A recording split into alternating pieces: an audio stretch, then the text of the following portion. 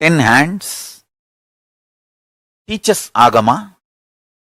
Through these 5 heads, he does these 5 actions. Manifestation. It's called Srishti. Manifestation. Then Sthiti.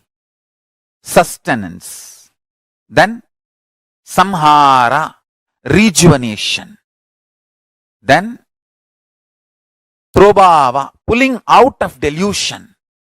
Then Anugraha. Liberation. Listen. Listen carefully. Sthiti. Sthiti means maintenance. The first action is Srishti. Second is Sthiti.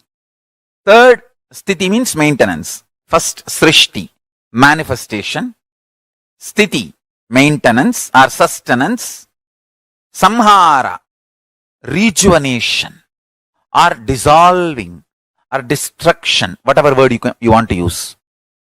Samhara, literally the word Samhara means transformation, rejuvenation. One becoming another. So listen carefully. Srishti, manifestation. Sthiti, maintenance. Samhara,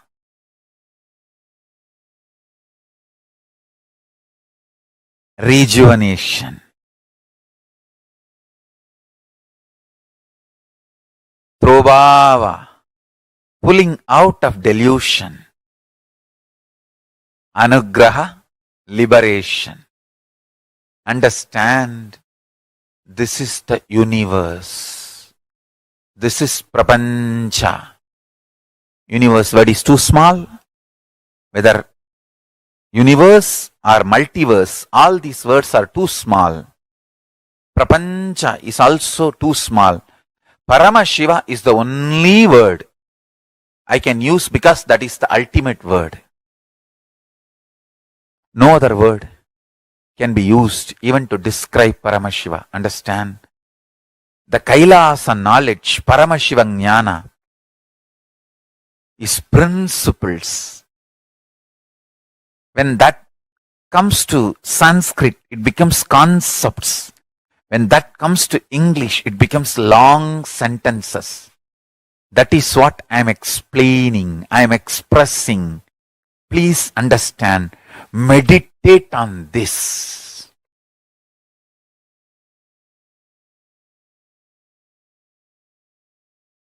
The space,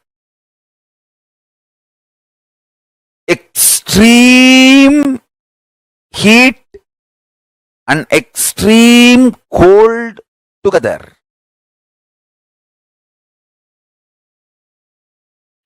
Like a source from where the idea of weather emerges. Where the matter becoming energy or the energy becoming matter. Matter and antimatter nullifying each other and becoming energy. Where all this happens just by will, without any need for effort. Understand? That dimension is Nityatva. Understand one thing. You need to understand why we should know about Nityatva. Understand? If you know about Nityatva, you will cognize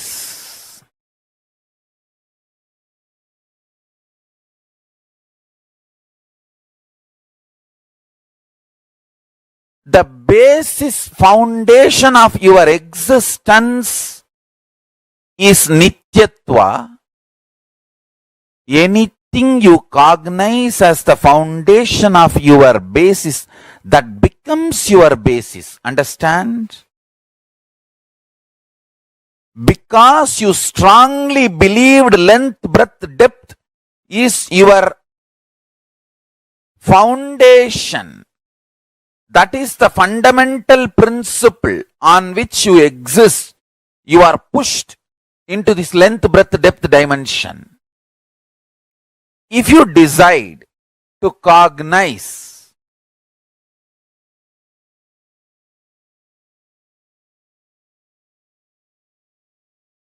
listen, if you decide to cognize Nityatva dimension,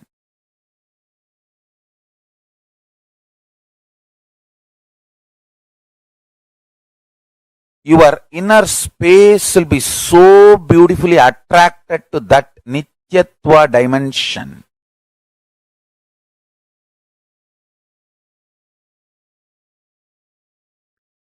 It is such beautiful, ecstatic, glorious existence.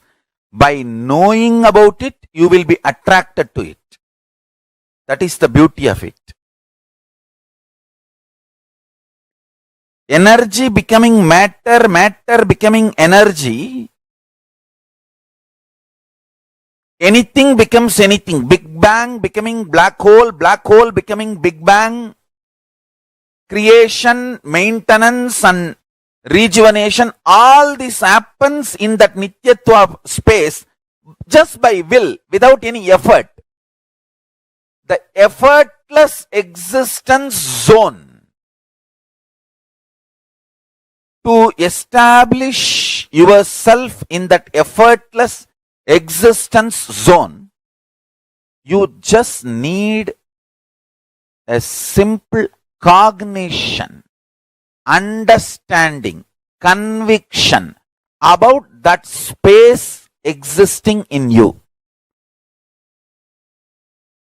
Like a length, depth, breadth, Nityatva is one of the dimension of the universe. Listen. Like a length, breadth, depth, time, space, Nityatva is one of the dimension of the universe. Sivaparamburulin Sitta Suddha Sugabodha Jnanasanam Nityatvam. சித்தாந்த சைவத்திலிருந்து இந்த statement சொல்றேன், நல்லா புரிஞ்சுக்குங்க. In Siddhanta Shaivism tradition, Saiva Siddhanta tradition, Nityatva is considered as the seat of Paramashiva.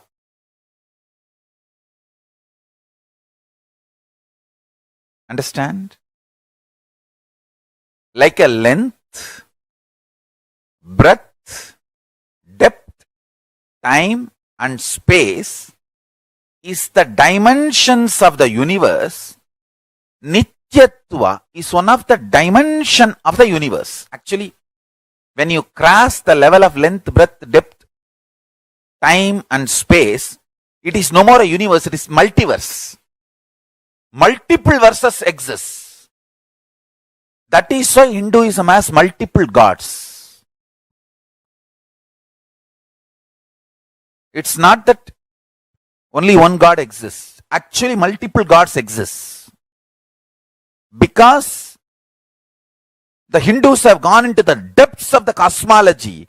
They know the multiverse and they know the multiple gods existing.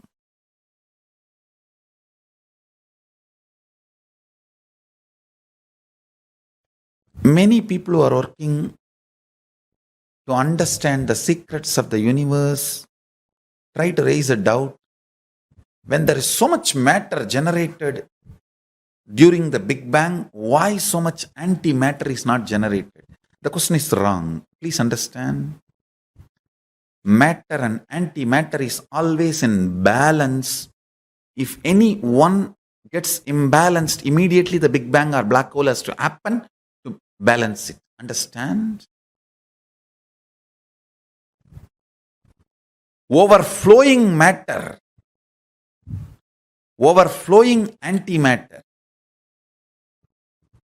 need to be in samana for maintenance, means sthiti. Please listen carefully. From the influence of the antimatter, matter manifesting is Big Bang.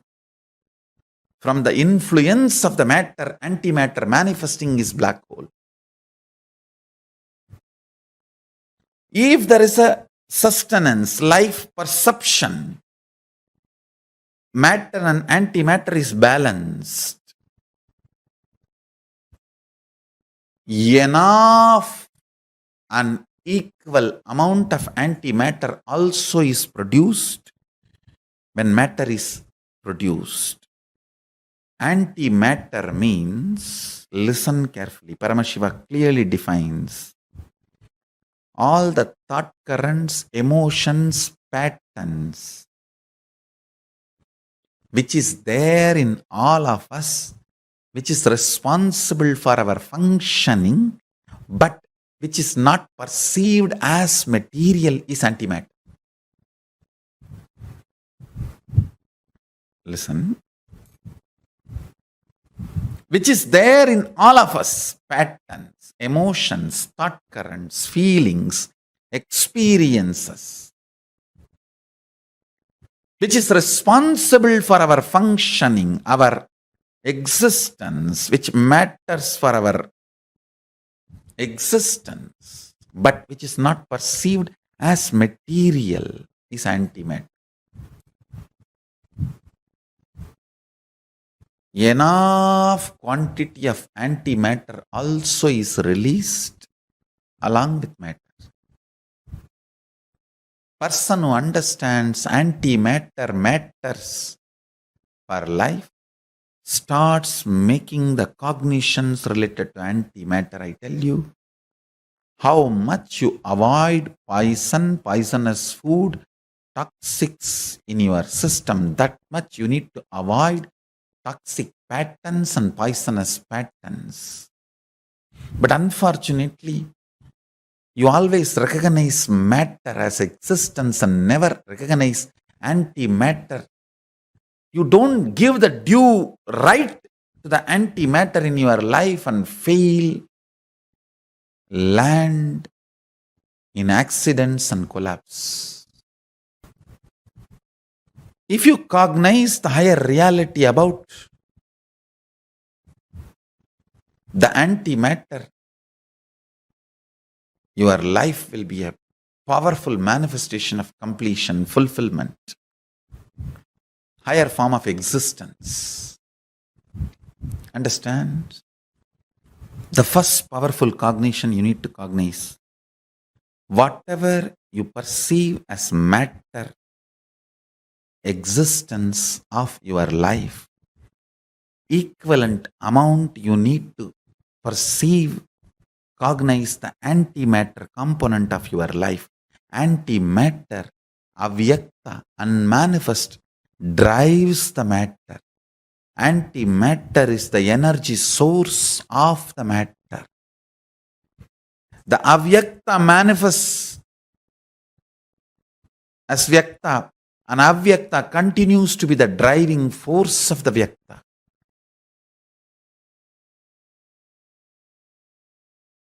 The mandala, space, plane, which has a capacity to produce many planes, is called Brahma. The heads of that Brahma is being swallowed by the black hole. Understand? I am trying to give the description as closely as your logic can understand. Your logic can visualize. Brahma means space which can produce multiple spaces. Brahma is the energy which can manifest multiple energies. Like a sun is a star which can manifest many stars. Brahma is a zone, space, mandala, which can manifest many mandalas, zones, spaces, stars. That Brahma, his face is being swallowed by Kalabhairava, who manifests from the southern face, the Ahora face of Paramashiva. That is the beautiful story of Kalabhairava wearing the skulls of Brahma. Kalabhairava cuts the head of Brahma and wears as a garland. If you see all Kalabhairava deity, he will be wearing the skull garland. It's not ordinary human skull. It's a Kalabhairava's skull.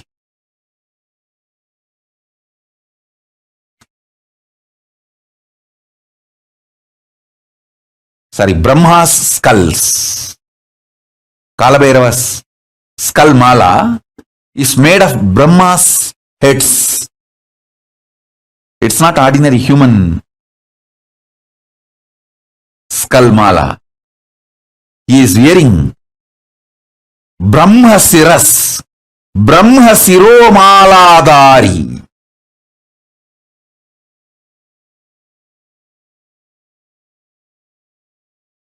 The Brahma's heads are worn as garland by Kalabhairava.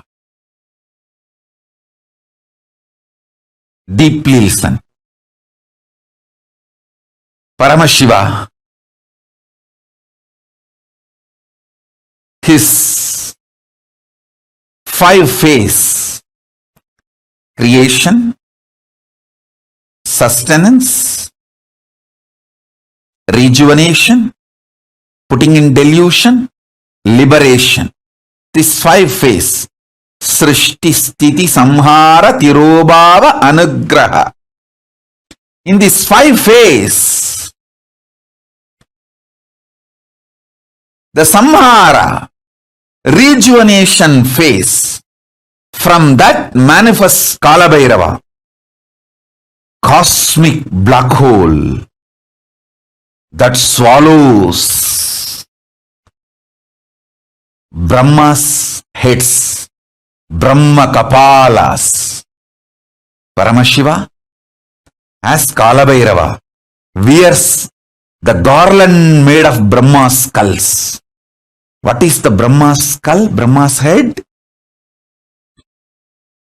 The star which produces stars is Brahma's head. I'll narrate a story. Understand the truth behind the story.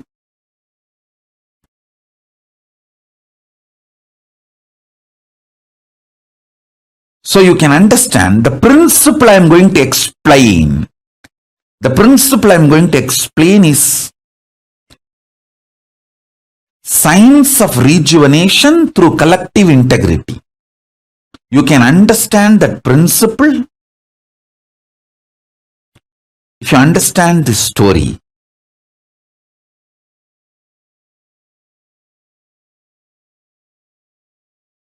All of us know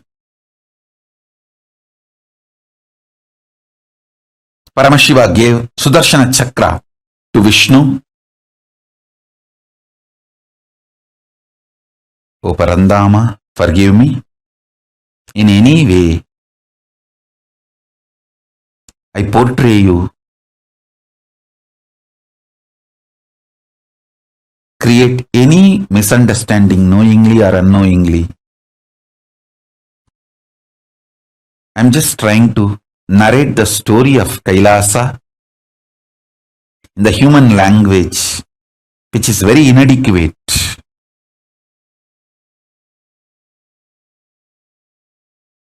Air is language, not the spirit or intention.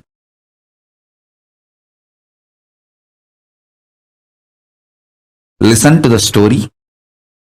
I am not showing Parandama, Mahavishnu, in any way lower. But when I am talking in the logic, in the language, which you all understand, it is always the comparison of higher, lower. So when I say Paramashiva gave Sudarshana Chakra to Vishnu, don't think Vishnu is some way lower. He is far more superior than you and me. So be very clear about that. So, all of us know that Vishnu did tapas towards Paramashiva, and Paramashiva gave Sudarshana Chakra for Vishnu to protect this creation.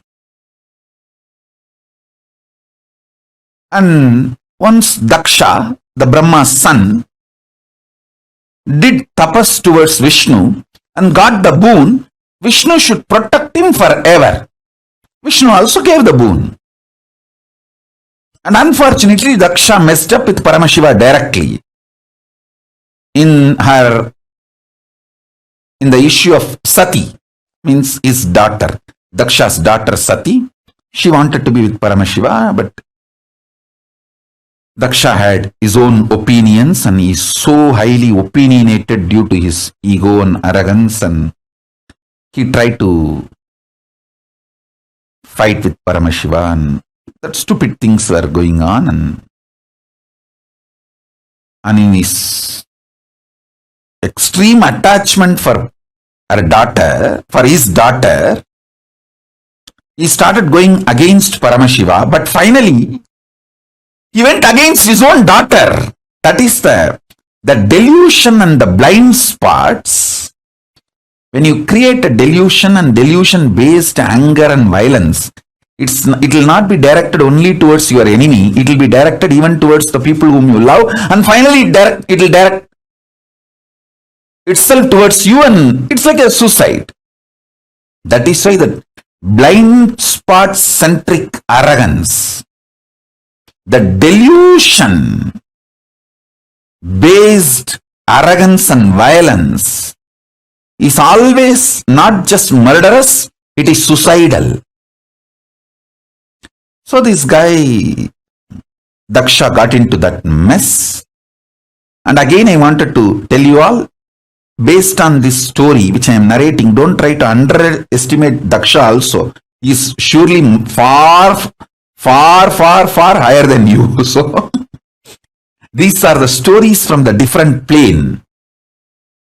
So remember that and learn only the truth.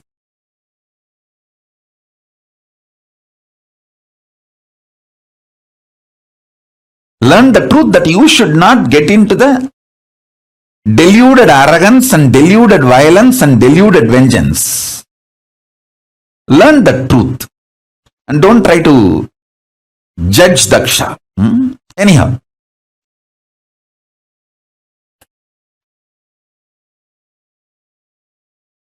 So this Daksha did a yajna, disrespecting Paramashiva without offering the offerings to Paramashiva. Sati came directly, Parashakti came directly to teach lesson to Daksha, but unfortunately Daksha not only did not listen. See, when your deluded arrogance and anger is directed towards Paramashiva, then naturally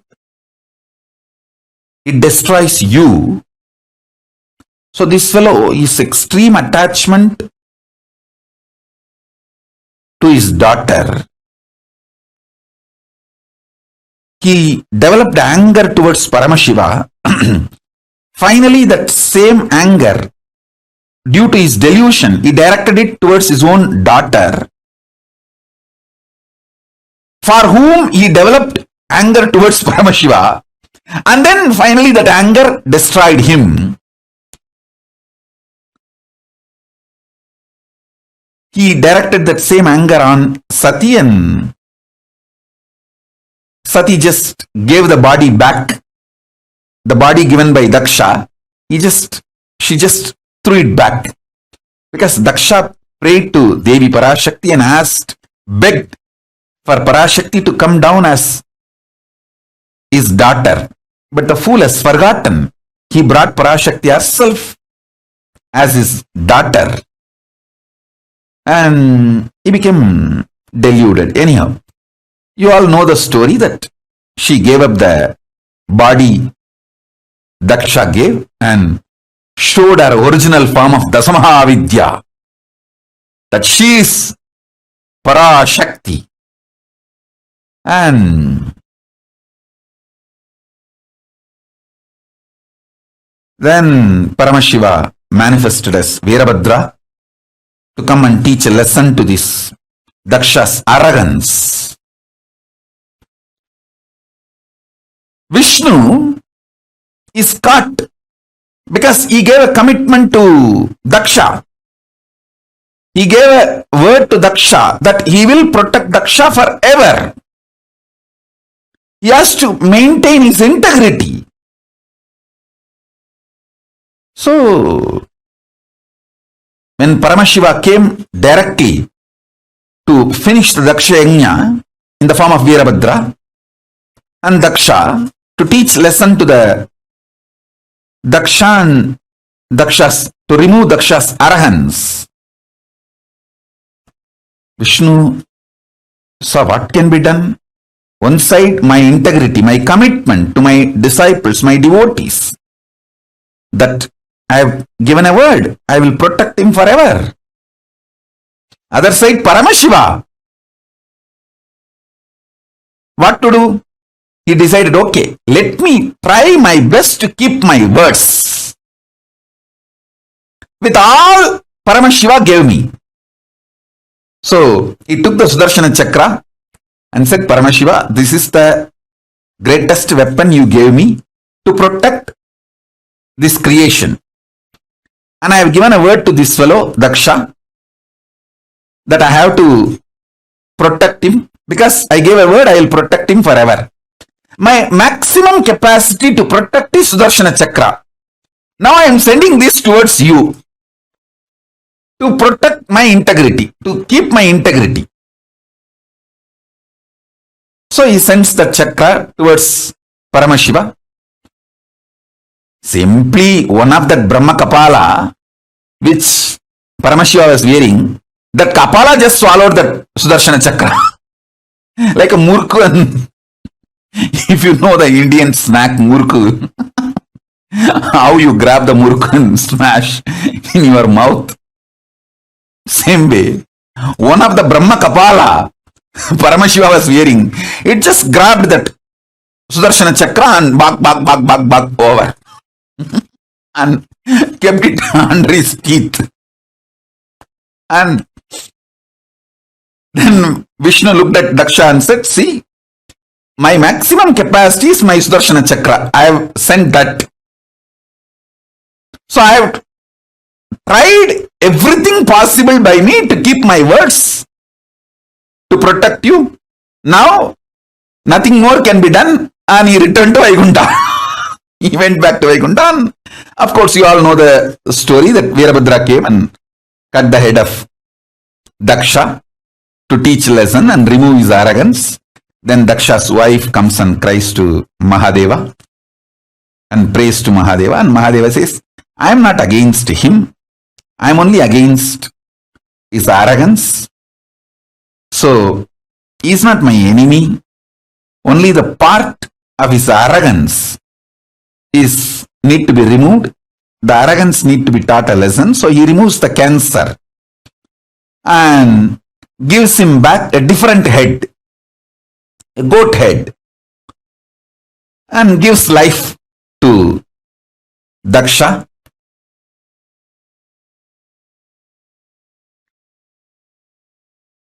This story has a very deep significance. Women's Muladhara Chakra, man's Sahasrara Chakra.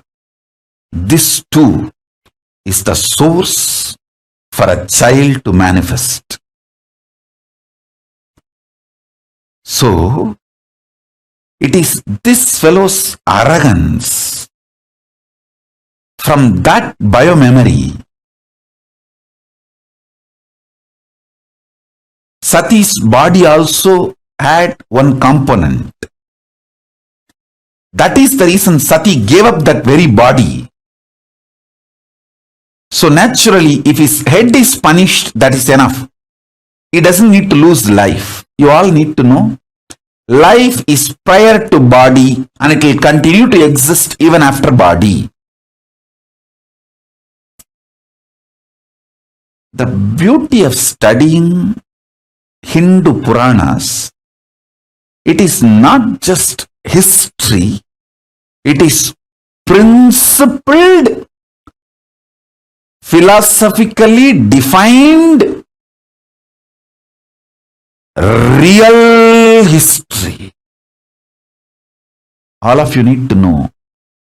That is why only if you understand the philosophy, you will understand Hindu histories are far more true, factual, real, right than the so-called modern human histories.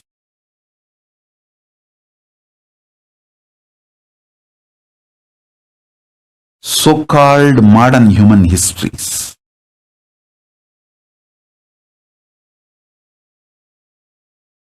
So if you study even one Purana, you will understand all the major cosmic principles and truths completely.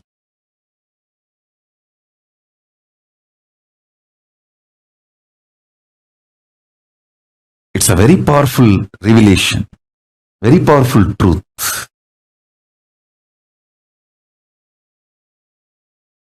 So Paramashiva just removes only the tumor, gives life back to him with a goat head, and the story goes. All this is okay, but in this whole drama, Vishnu lost chakra, his Sudarshana chakra. Now, how he will protect the world? He has to protect the world, his devotees. There are so many things need to be done, which is dependent on his Sudarshana chakra. Then he prays to Paramashiva, starts meditating again, doing tapas. Mahadeva, please give that Sudarshana chakra back. I have to maintain this universe. I have to protect this universe as per your order. Because you ordained me to protect this universe. In this, I got into the mess by giving a commitment to Daksha. I never imagined this fool will go against you and create a mess for me also. It is extremely stupid. So Kalabhairava appears and asks Vishnu, come on, tell me, what do you want? Vishnu says, give me that Sudarshana chakra back.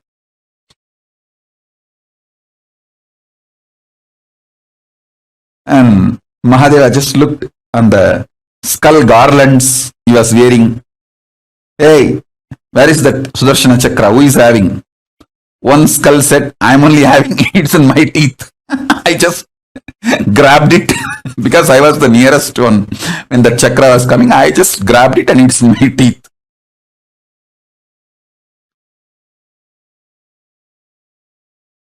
And Mahadeva says, hey, give it back to him. That Brahmakapala said, Mahadeva, I am ready to give now because I always obey your order.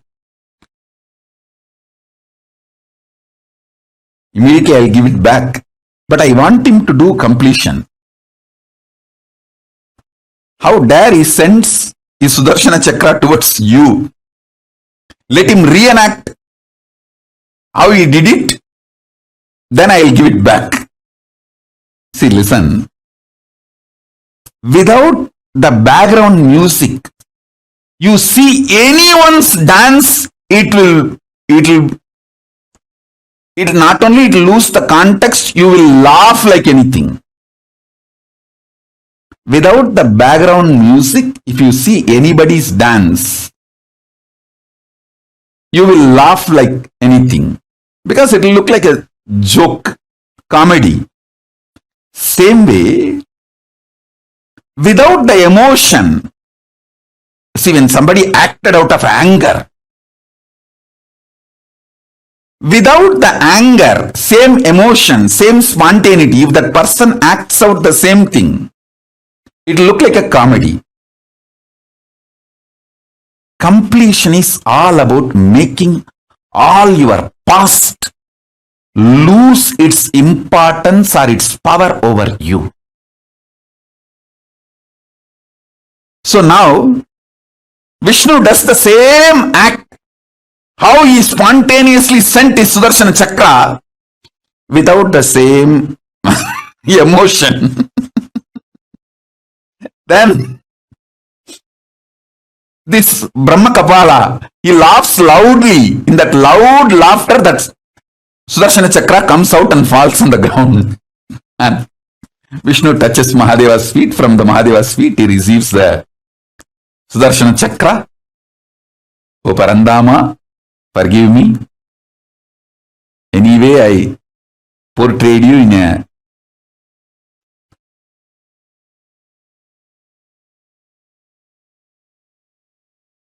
dim light.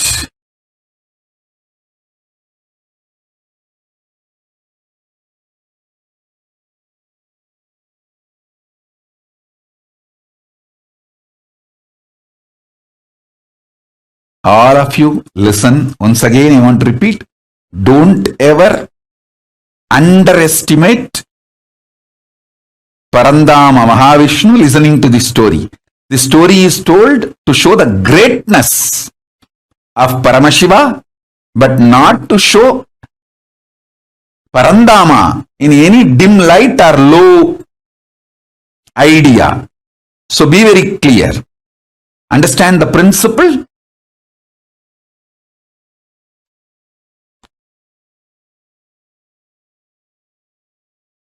Don't try to have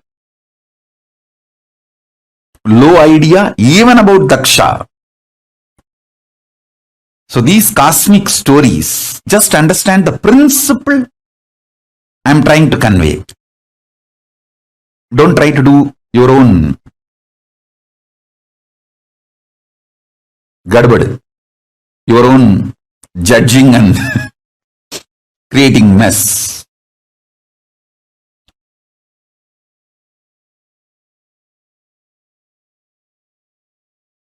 In Sati's whole existence, the deep devotion of mother,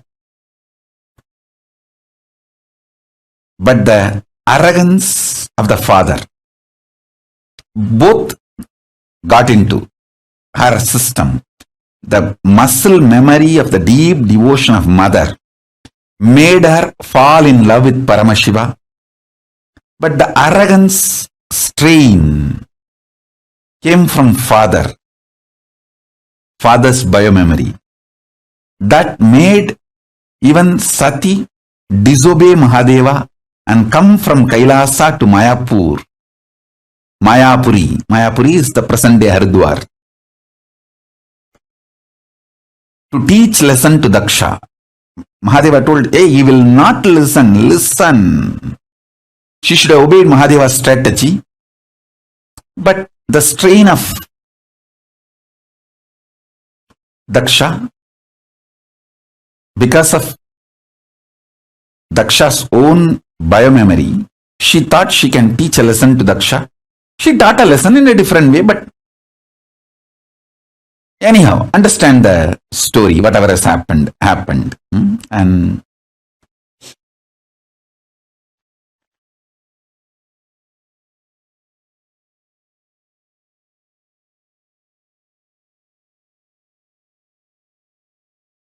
the multiple important truths you need to understand.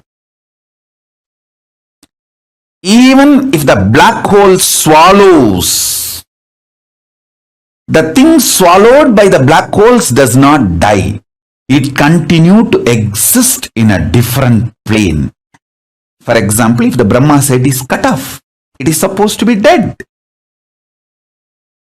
That's why the world calls it as a skull. But that skull is not dead.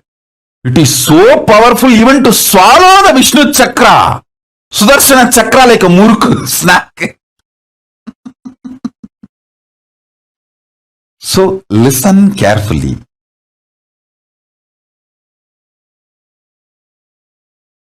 You don't have death. There is nothing called destruction. I am only saying, die after realizing there is no death. Don't die before that. Because if you die before realizing there is no death, you may have death, but not the real undying experience.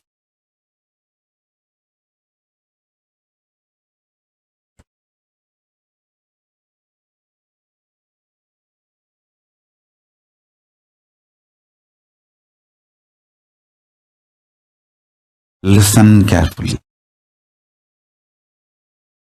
Even if you die by being with Guru, he will show you the undying component of you when your body stops functioning. Even your death will be liberation. If you die without Guru, you may have death, but not the liberation or realization of undying during the death. You will be just born again and again. See the first level truth, which I told, that's the description of the scene where the face of Aghora, of Paramashiva, manifests Mahakala and like black holes swallowing the big bangs, Brahma's heads, Kalabhairava swallowing the Brahma Kapalas and making garland of Brahma's skulls for him.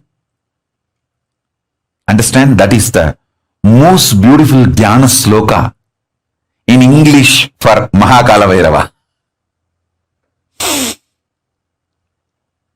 If you have some photos released by NASA, how the black holes swallow the big bangs, just see exactly that indescribable way Mahakala Bhairava with the Brahma Kapala Malas, the skull garland of Brahma Kapalas, the multiple big bangs swallowed by the large black hole. But the big bangs are not dead. They are all there as garland, alive and more powerful, even to swallow Vishnu's chakra, Sudarshana chakra. See, Brahma is son of Vishnu. The son's head, because it is owned by Paramashiva, is capable of even swallowing the father's weapon. like a snack and keep it inside his teeth.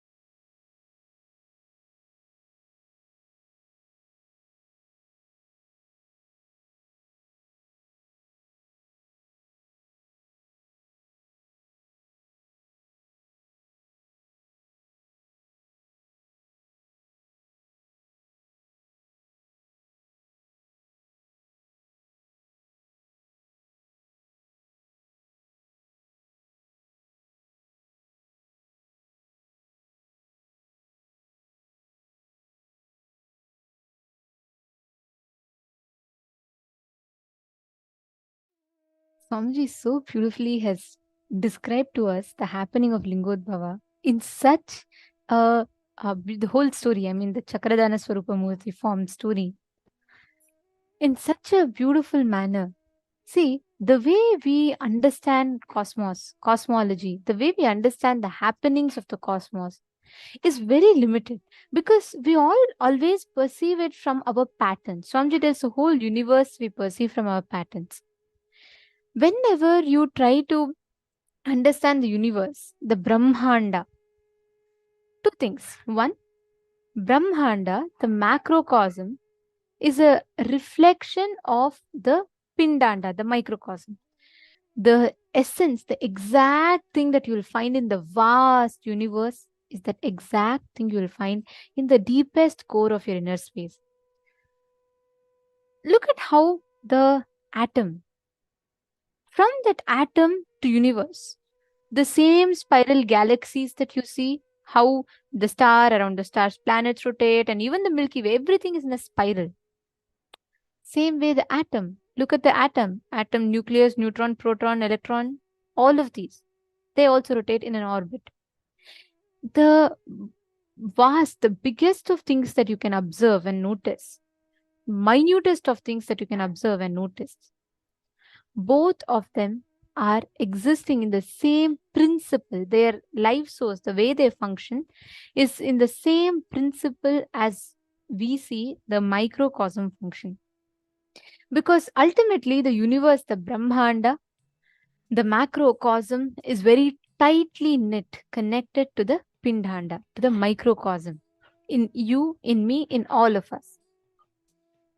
The Big Bang is birth, the black hole is death, destruction. The V hole is the Vishnu energy of sustenance, the life between the birth and death.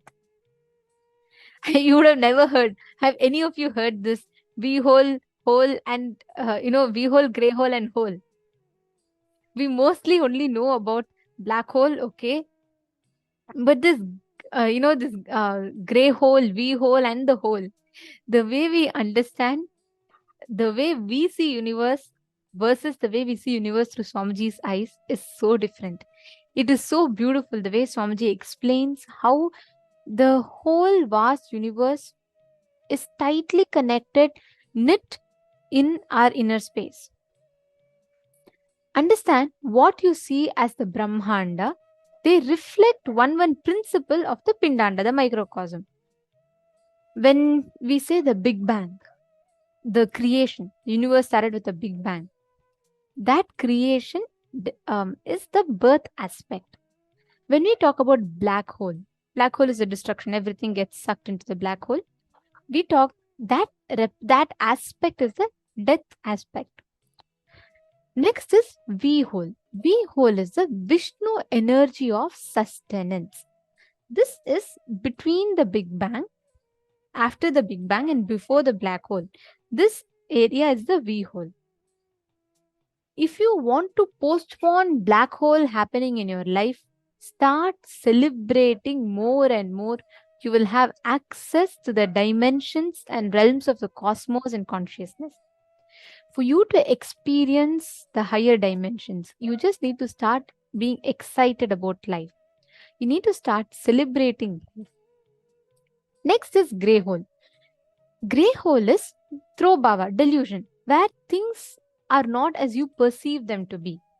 Like, for example, we think the whole world until a few hundred years back, most of the Western society, whoever did not have access to the Hindu scriptures, they all believed that the whole world is only the thing that exists. There's nothing. If you go outside of the universe, if you go outside of the world, there's nothing. Like, that whole existence was not even thought about. But that is what is grey hole, because even what is there, you not perceiving it, you not perceiving things as they are, that represents the throbhava. Next is whole, WHOLE, the whole that we see. This is where liberation happens, where you merge with the space of the whole cosmos, where there is no difference between you and the universe. That is whole. Are you all understanding? Are you all catching the 5 things? Can I request everyone to type out the 5 things, the 5 dimensions, how it reflects in the universe? Come on. Can I request each of you to type out? What is the Big Bangs, black holes? Can I request every one of you to type it out? Type out what you understood, names and the definitions of it. Listen very carefully. I'll repeat it once more for you all. Big Bang, creation. Black hole, destruction. V hole is sustenance. That's a Vishnu energy, V hole. Next, grey hole is delusion, keeping everything in delusion. Whole is liberation, where you merge with the whole. So all these 5, the macrocosm represents the principles of the microcosm. Now, can I request each of you to type? What are the 5 things, the 5 aspects? Come on.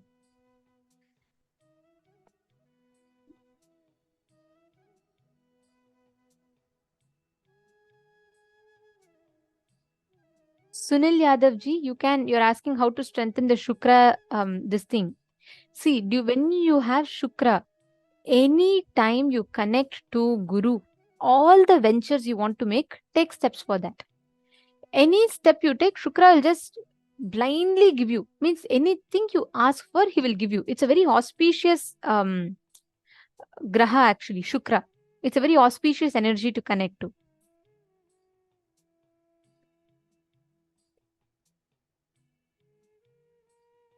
Yes. Now, can I request everyone to type up? Come on. All the male bodies, Pavanaya, Mahabalaya, Srinitya Digambaranandaya, Nithyanandam. Can I request everyone to type out the 5 things? What constitutes of the macrocosm and how it reflects in the microcosm? Okay, I see Shane Denizaya has posted. So Big Bang is creation, and Big Bang, V hole, black hole, grey hole, hole. Great. Come on, all the others. Sri Krishna Priyan, Sri Krishna Priyanaya, Teiki Zhang, Everardo. Can I request all of you to post the 5 aspects that you see in the macrocosm.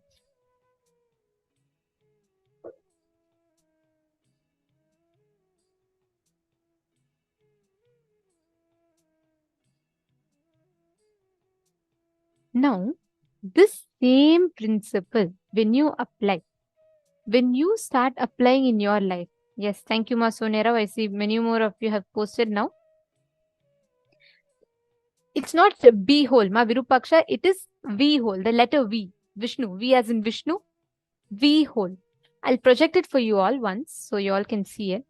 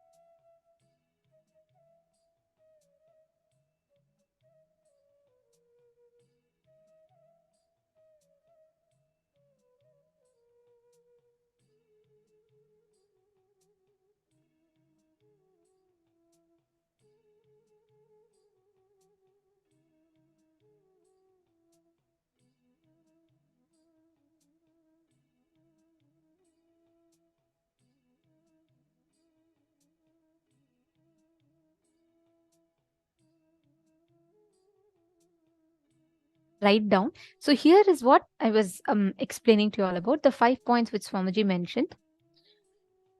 One is Big Bang, which is creation, black hole, which is destruction, V hole, which is sustenance, grey hole, delusion, WHOLE, hole, which is liberation, you merging with the source.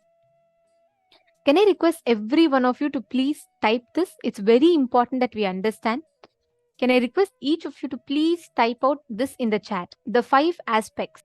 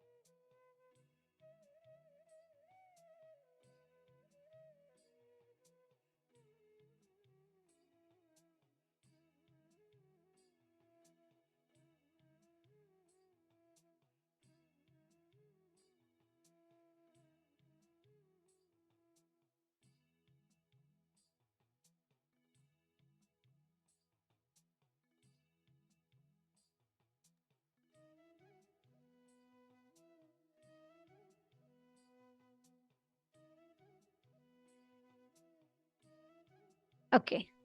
Can I see now each of you have posted? Thank you. And the whole, yes, WHOLE. That's the last, that's the liberation phase. I'll show that as well for you all. Come on, I don't see everyone still typing. Can I request all the participants to please type and post? Understand every single cognition that we are learning today is directly going to help you cognize. There's amazing revelations on Hindu cosmology and everything Swamiji has revealed. So please make sure you do not miss out on this.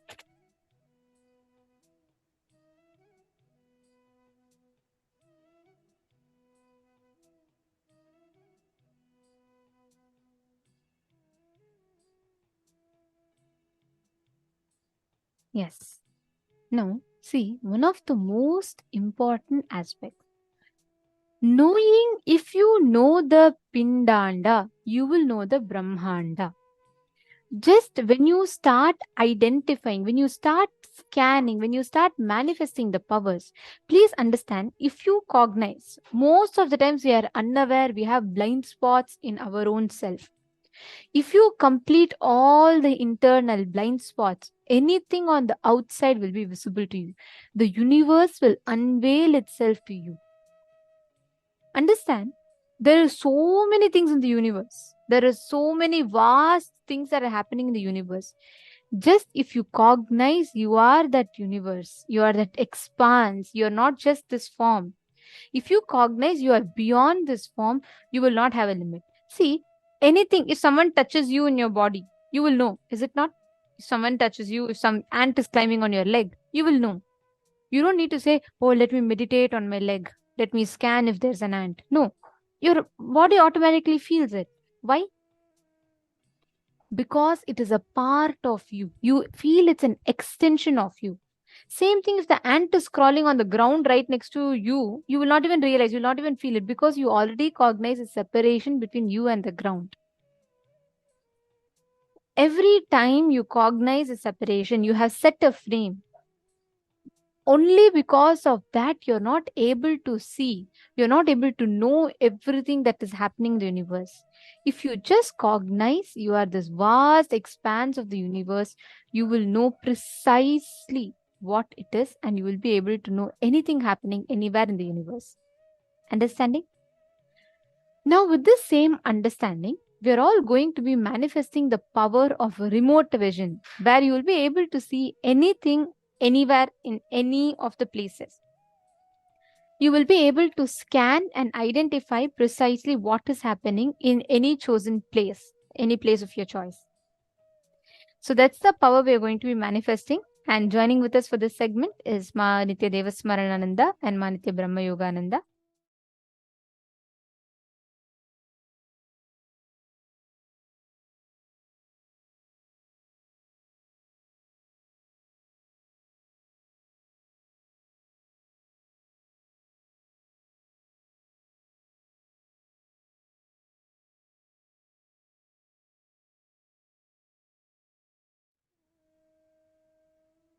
Yes, Nithyanandam everyone. So now we are going to be entering into the power manifestation.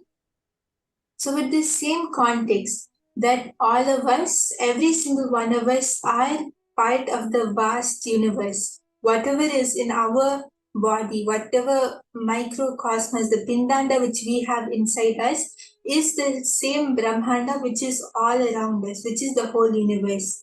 And just by removing your blind spot, just by all of us removing our blind spots and incompletions, we'll be able to connect to the whole universe. And just how you are able to feel what is on your hand, you're able to move your hand and just do everything as per your wish with your hand. You can do it with anything in the universe. And that is the power which we are going to manifest. And we are going to manifest the power of remote vision. So wherever, anywhere in the world or anywhere, whatever is happening, we are going to manifest the power of being able to see that. Yes. So it's going to be truly interesting, fun round. So Brahma Yoga is going to hold one object for all of you, and you are going to scan what is that object. Just remember the powerful cognition we just learned now. Everything is an extension of us. We are in oneness with the whole, right? So we will hold that powerful cognition and go into the power manifestation. So I request all the participants to just hold this one cognition inside you that yes, I am one with the universe, with the cosmos, with Brahmanda. And I can just how I can move any part of my body, just how I'm so connected to the Pindanda. In the same way, I'm connected to the Brahmanda. And you'll see that when you just hold this cognition and connect to Swamiji, you'll be able to see anything and everything, which is one with the universe and one part of the whole universe. See, many of you have posted of your understanding from the internalization exercise, which is very nice. And Swamiji also very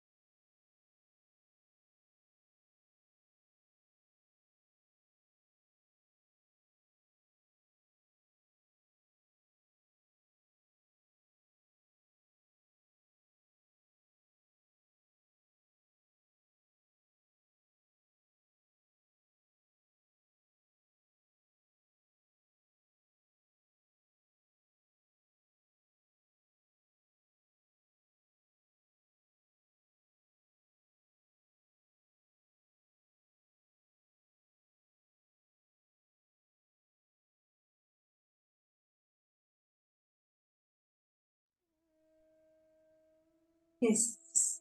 Sorry for the technical glitch. So as I was saying, that just cognizing what Swamiji very beautifully explained to us about the five aspects, the creation, the destruction, black hole, V hole, grey hole, and hole. Just cognizing this, let us start the power manifestation. So I'm going to be holding an object for all of you to do the remote vision and scan which object I'm holding. So if you're ready, you can post yes in the chat.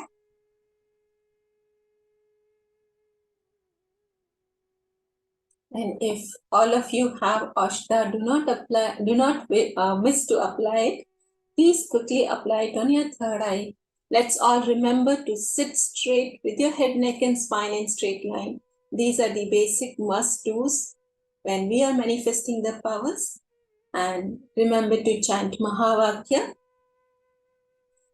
Yes, so Ma Yoga chant, Ma Parameshwari, Ma Lavital, all of you are ready? That's great.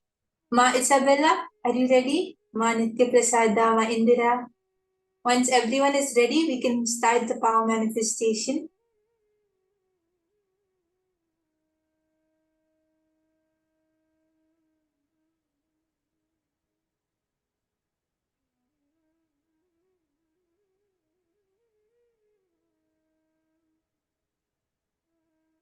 Yes. So I request all of you just hold this cognition, which we just learned now, that you are one with the creation. You are one with the whole Brahmanda, and you can manifest anything and everything you want, just like Paramashiva. Okay. So now I'm holding an object. I request all the participants connect to Swamiji and chant the Mahavakya. Just declare that yes, I am one with the universe. I am the Brahmanda, the whole universe. And I just like how I have full control over my body, I'm one with my body. In the same way, I'm one with the whole universe. Just hold this cognition and connect to Swamiji. You'll clearly be able to see what I'm holding in my hand.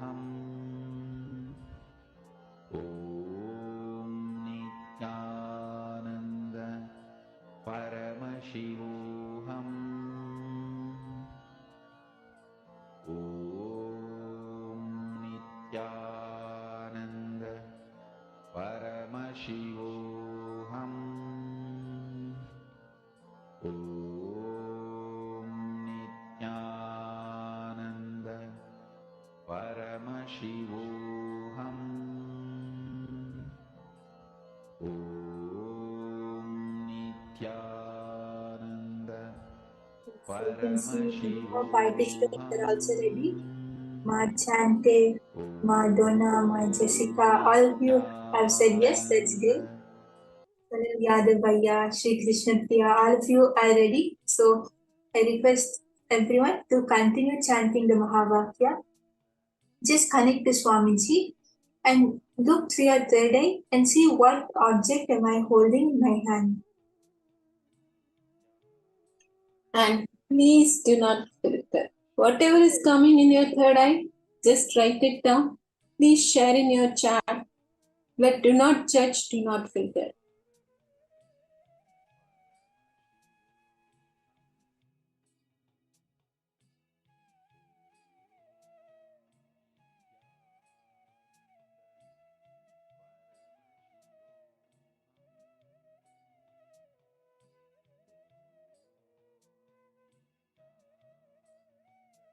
You might even see colors or numbers, or you might get some feeling.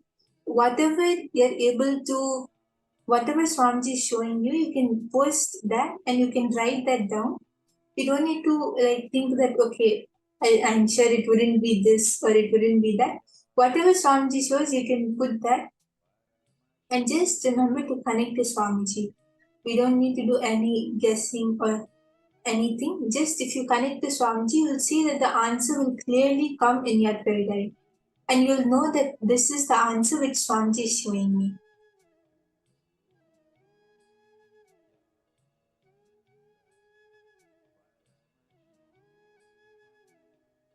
Yes, I request all of you, as you are seeing, please keep posting in the chat.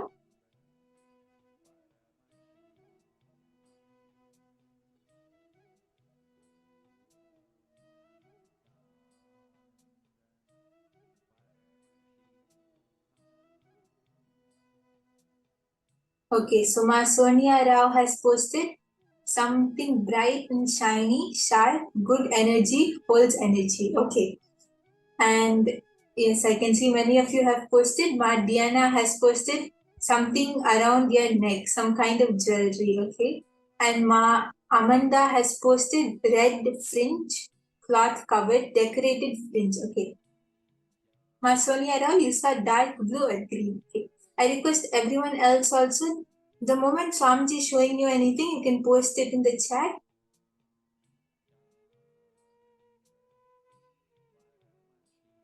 Okay, Ma Aguma Priya saw a fabric,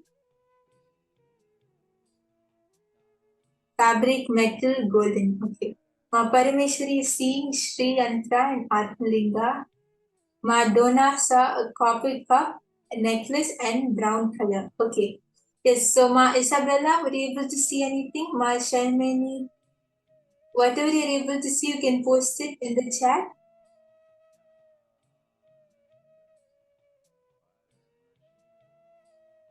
Sunil Yadav Aya, you saw Ganesha in yellow color. Okay.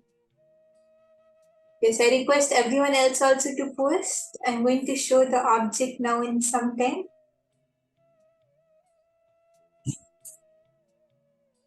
Mananda Yoga saw a beetle leaf green color.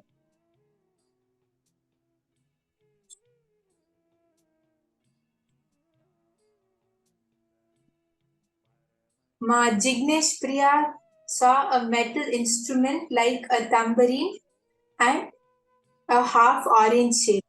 Okay. Yes, everyone else also can post. Michael Aya saw a globe. Okay. Yes. If anyone else is seeing anything, you can post it in the chat.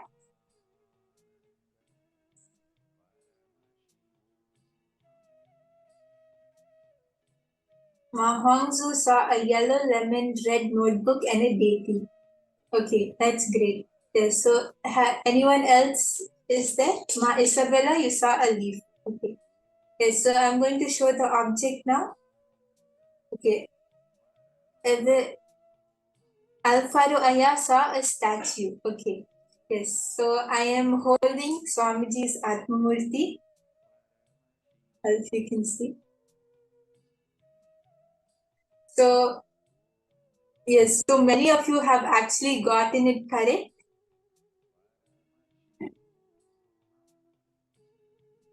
Dennis Aya, sorry.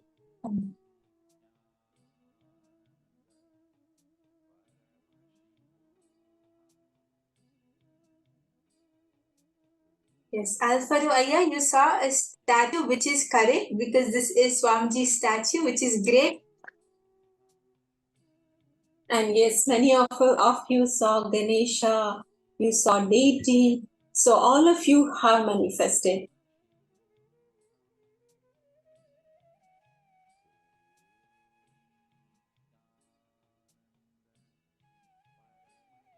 Madonna, you saw brown color and you saw copper, which is correct because this Atmamurti of Swamiji is brown and copper. So that's great.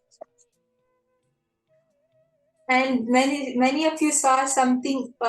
One participant also saw something which holds energy, which is also 100% accurate because this is Swamiji's Atmamurti, which holds energy. So that was great. Now I'm going to hold another object. Even if anyone feels that, oh, I'm still yet to manifest, just connect to Swamiji more intensely and unclutch from everything. Unclutch from the thought that you have to manifest also. Just feel the oneness with the whole universe. You'll see that you'll be able to get this, you'll be able to get the object this time. And I have one quick question here. How many of you actually thought Swamiji but did not write in the chat? Swamiji's name or image actually appeared, but you said, I don't think so. I'm sure many of us would be there, right? So, yes, I already see some answers in the chat. So please remember, now when we are going to manifest and going to go in the second round, please write down immediately whatever Swamiji is showing, okay? Yes, Daniela, you manifested 60%. That's great. Now you manifest 100%, okay? Yes. So I request everyone to chant the Mahavakya and connect to Swamiji.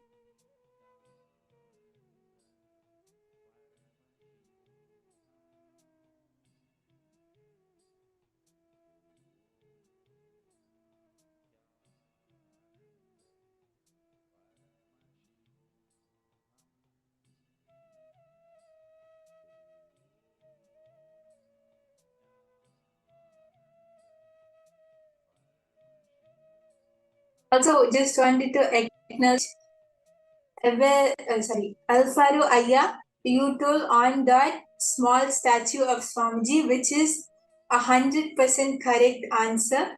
That is amazing. That is great. So all of us can see how the manifestation is already happening. That is great, Aya. Now just connect to Swamiji and you'll see that you'll be just hold the same space in which you manifested when you got this round correct. And you'll see that you'll be able to manifest everything if you just hold that same space.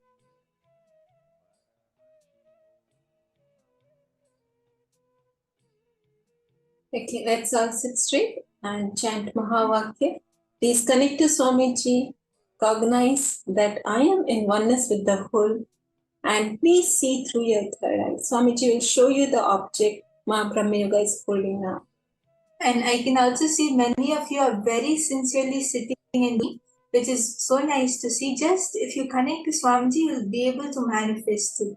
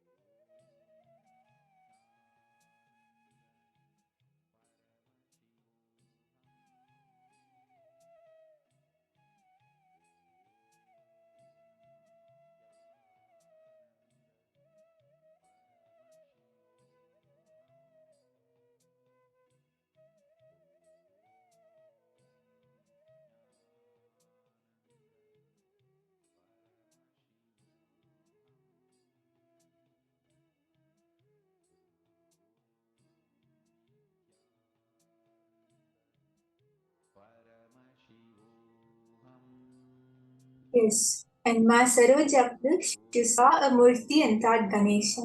Yes, so you see how whatever your third eye shows, you should put it as it is, right? Yes, if your third eye showed Murti, you should put Murti.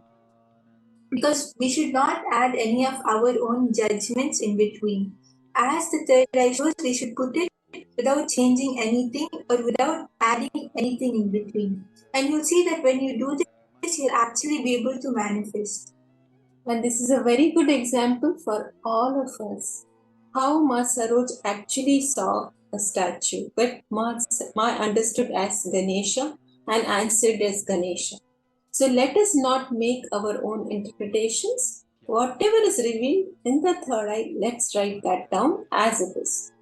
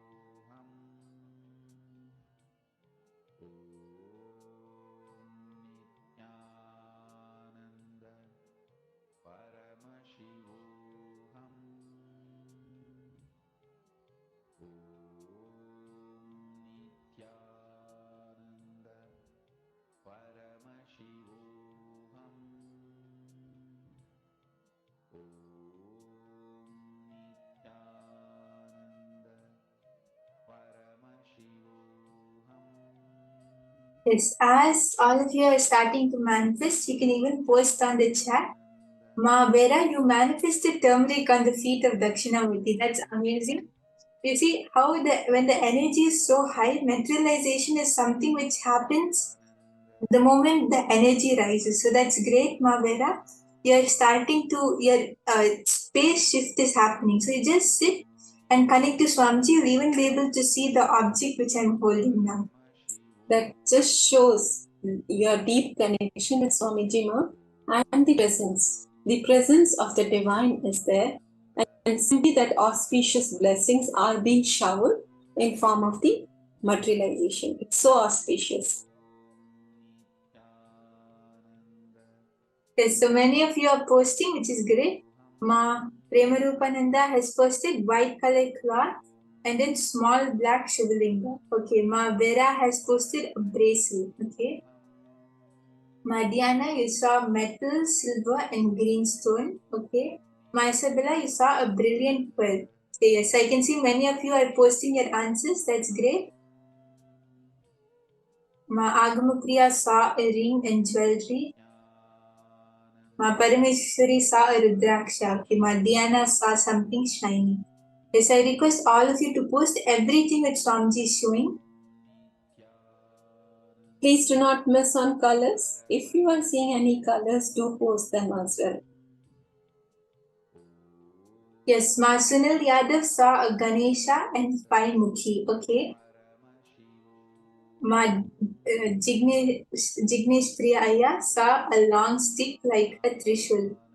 Okay. Yes. Ma Digambara Aya saw a warm yellow star. Okay, yes, I request everyone, whatever you are able to see, just post it. Michael Aya saw the Atmalinga. Okay.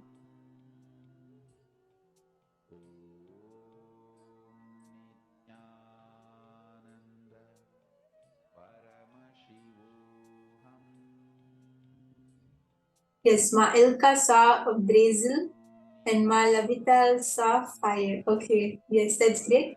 So many of you have posted your answers. If anyone has still not put it, you can quickly put and I'll show the answer now. Let's quickly take a minute and post your answers, please.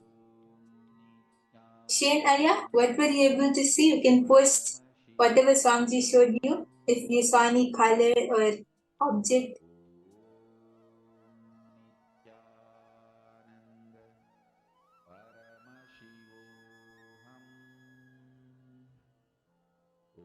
Okay, yes, so Shane Aya, you saw nothing. Okay. Yes, so just if you just connect to Swamiji and whatever comes, even if whatever you're able to see, just chant the Mahabhakya and connect to Swamiji. Drop the cognition that you're not able to see anything.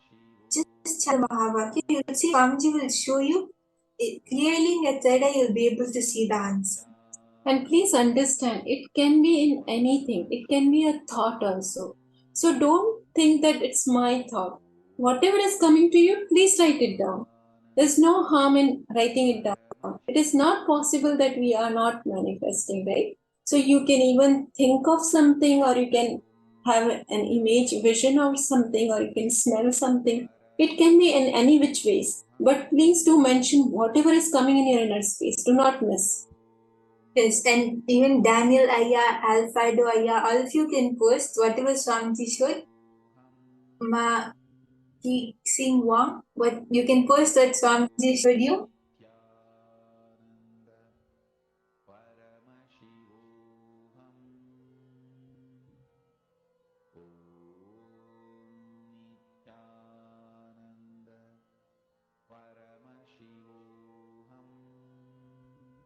Okay, so the answer is green color paper apple.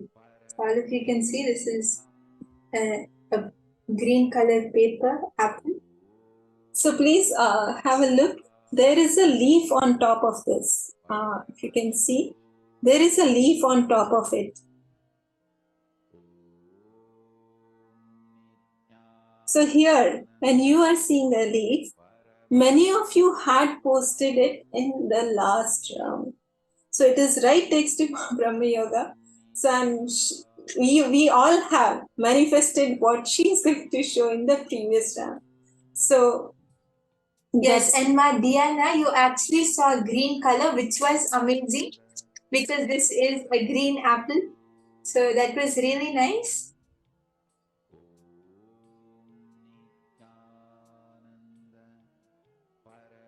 And Ma Paramashakti, you also saw a leaf, which was nice. So many of you manifested, which is really nice to see. So if any one of you saw the colors green or yellow, all of you have manifested.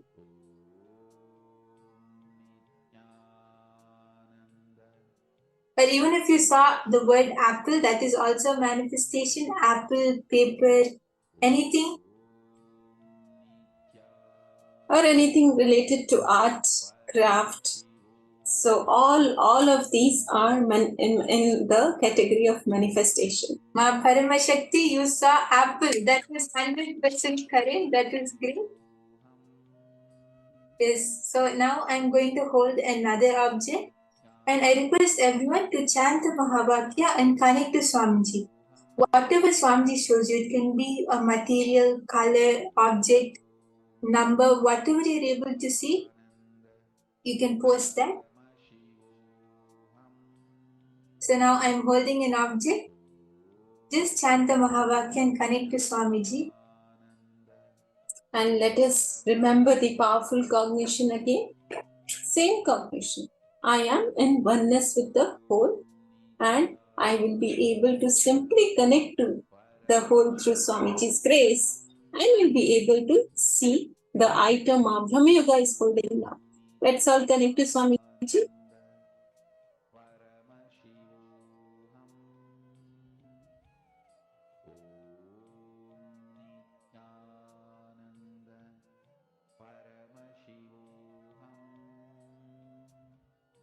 Yes, so Alfredo Aya, you saw green color, which is great.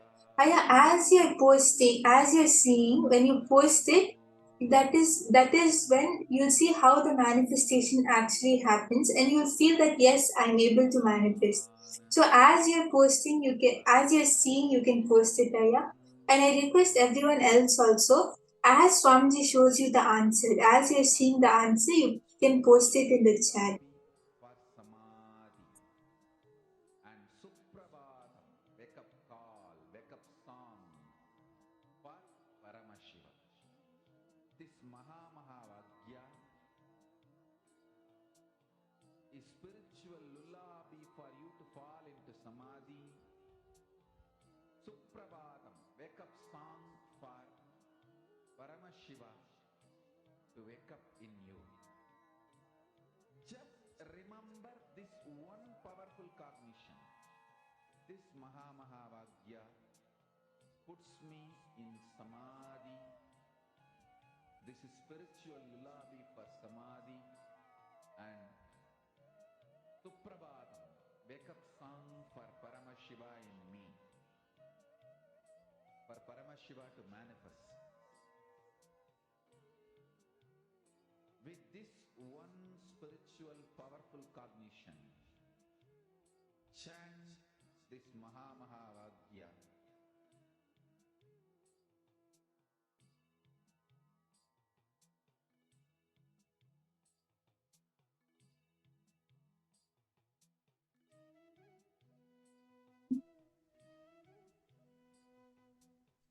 Yes, I request all the participants to post whatever Swamiji is showing you.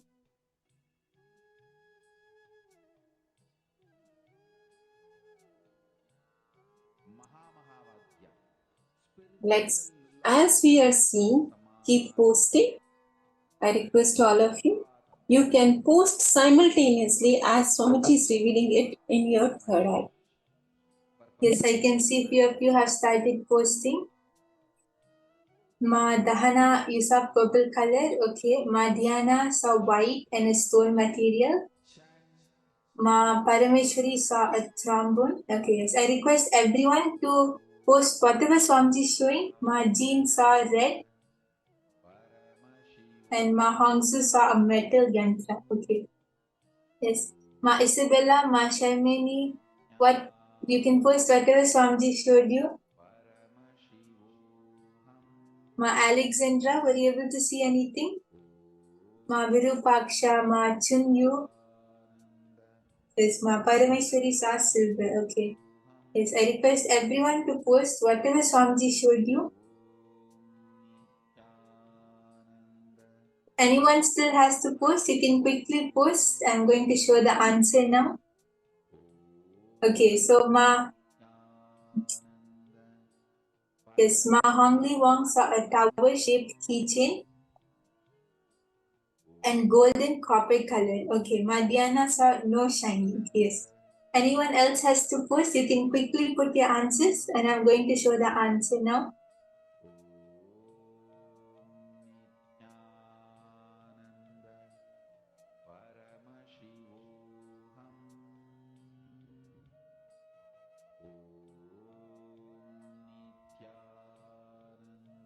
Yes, so the answer for this round is a pen drive. This is a pen drive of Swamiji. So, yes. So that was really nice. It was a really fun manifestation. And many of you manifested, which was really nice and we really enjoyed it. So now we are going to be learning from Swamiji about erasing the malefic effects of planets.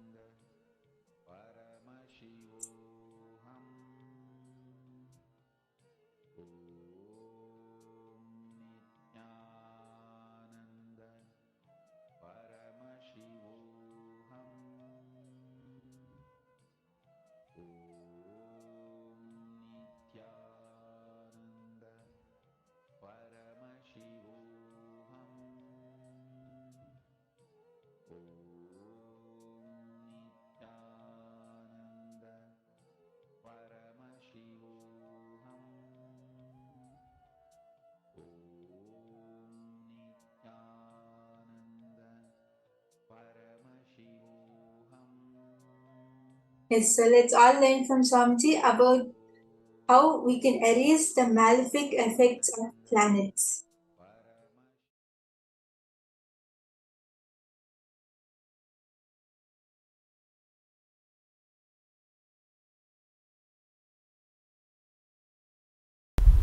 Once the powerful cognition starts manifesting and power starts manifesting, now after that it's all about your creativity. That's all. It's all about your creativity. Ultimately, powerful cognitions have their own self-intelligence. They do not let the destruction of the universe happen. See, Aswathama, Arjuna, both had Brahmastra. But Krishna made sure that universe is not destroyed. All of you are getting what I am saying, that Mahabharata story. Even though both sides had Brahmastra, Krishna made sure that universe is not destroyed. So the powers are always given with that kind of a powerful cognitions, where end of the day it is not destroying the universe. My biggest responsibility is not just giving them power. Giving them power is 2 minutes job for me. Giving them responsibility and powerful cognition. That is where 80% of my time goes.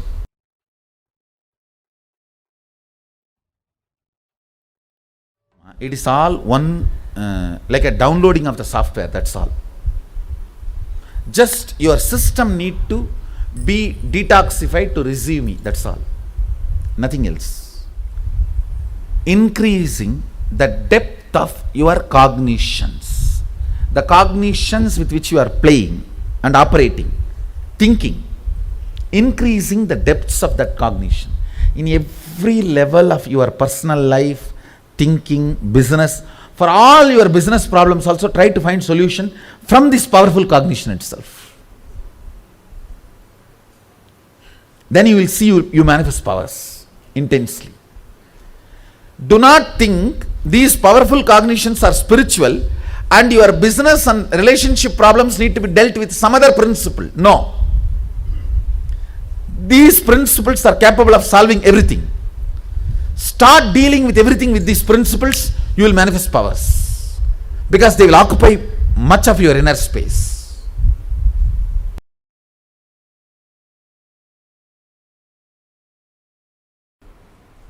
Listen.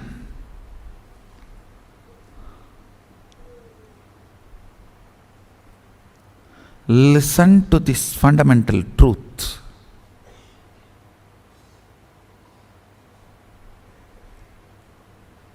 Life is too complicated, too complex.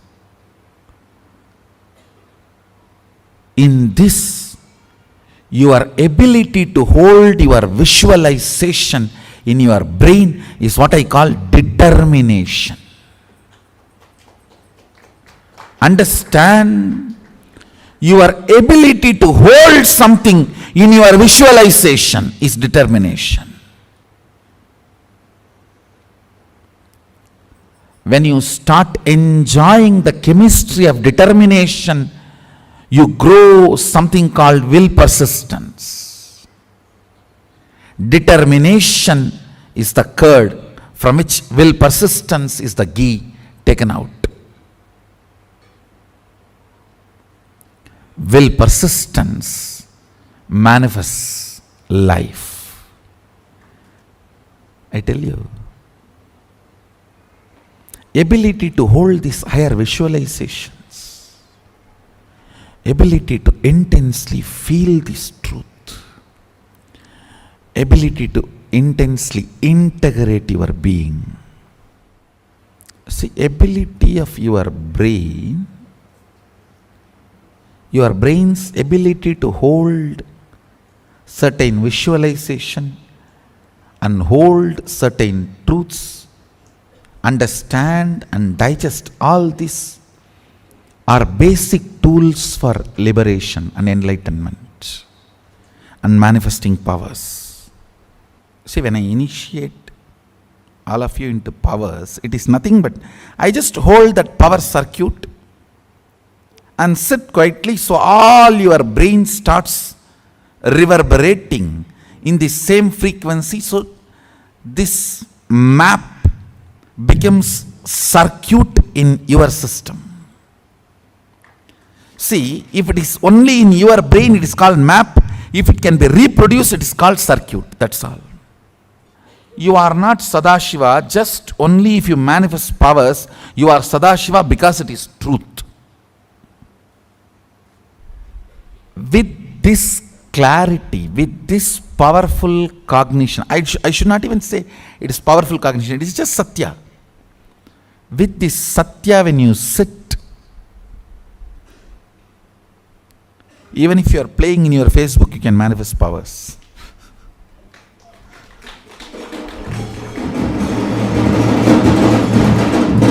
Because even when you are playing in your Facebook, you are Sadashiva.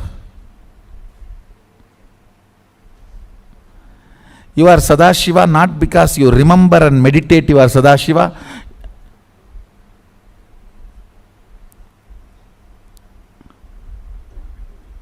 Even if you don't remember and don't meditate, you are Sadashiva. Your capacity to exist and make money, it is not that they are very happy. No, it is all like a... Nobody knows why we are all caught in this circle.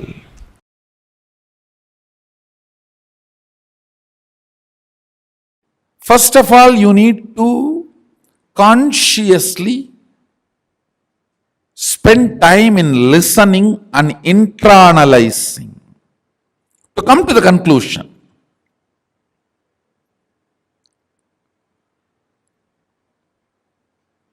Yes, my consciousness is alive only because of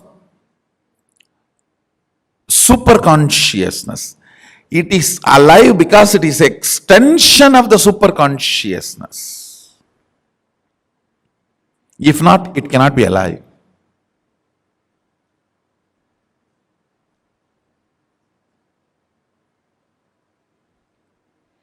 Because it is in the shade of Mahasadashiva, it is alive.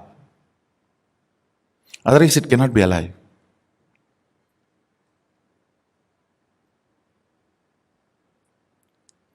Once you come to that conscious conclusion and decision, then based on that powerful cognition, you start manifesting powers. When you try to manifest powers, if you manifest, great. If you are not, that should not shake your conscious conclusion. You should only stand with the conscious conclusion, and all the ups and downs you are going through while holding on to that conclusion and proceeding with your life with one attitude of Tyaga. With Sadashiva, only one attitude works: prayer.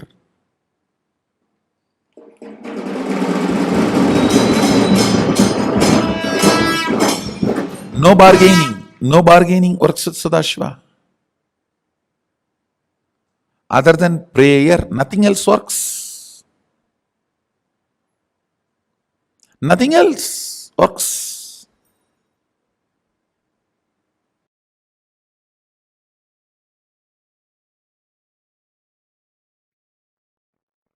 I'll reveal some of the Uttama, best instructions. First thing he said, manifest powerful cognitions and intensely do dharana, dhyana, samadhi on it. When I say powerful cognitions, like I am consciousness is powerful cognition. I am body is powerless cognition. I am body also is powerful cognition. Understand, I am giving the examples. I am body is powerless cognition. I am body also is powerful cognition. I am consciousness is powerful cognition.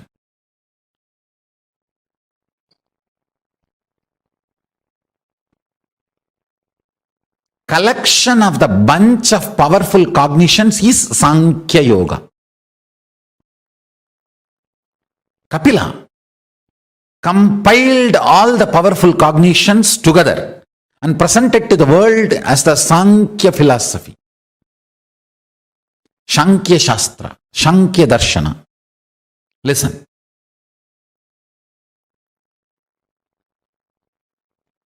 If you start manifesting powerful cognitions with the intense dharana, dhyana, samadhi, for example, I'll give you one powerful cognition. You are Paramashiva. Whatever you feel as I is Paramashiva. Understand, what you manifest as I may not be Paramashiva. You may manifest the idea your body is I, but you are feeling what you feel as I is Paramashiva. Listen carefully. You may tell the whole world you are this. You are, I am this person, I am a lawyer, I am an engineer, I am a doctor. That may be powerless cognition. That may not be Paramashiva. But what you really feel as you is Paramashiva. I am letting him reveal through this body to all of you. Listen carefully, precisely. If you decide you are Paramashiva,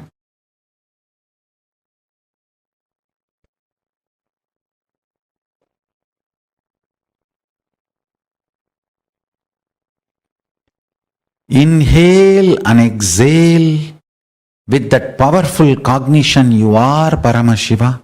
That is pranayama. Let your whole inner space be withdrawn into this one cognition you are Paramashiva. That is pratyahara. Let your whole inner space flow with this one truth, powerful cognition. You are Paramashiva. That is dharana. Let your whole inner space be centered. Feel full that you are Paramashiva. That is dhyana. Let your whole inner space be absorbed and dissolved into the powerful cognition you are Paramashiva. That is samadhi. Whenever you do a samyama on powerful cognition, and powerful cognition manifests, you manifest the state, space, powers and being of Paramashiva. Whenever you manifest any powerful cognitions revealed by Paramashiva, compiled by Kapila,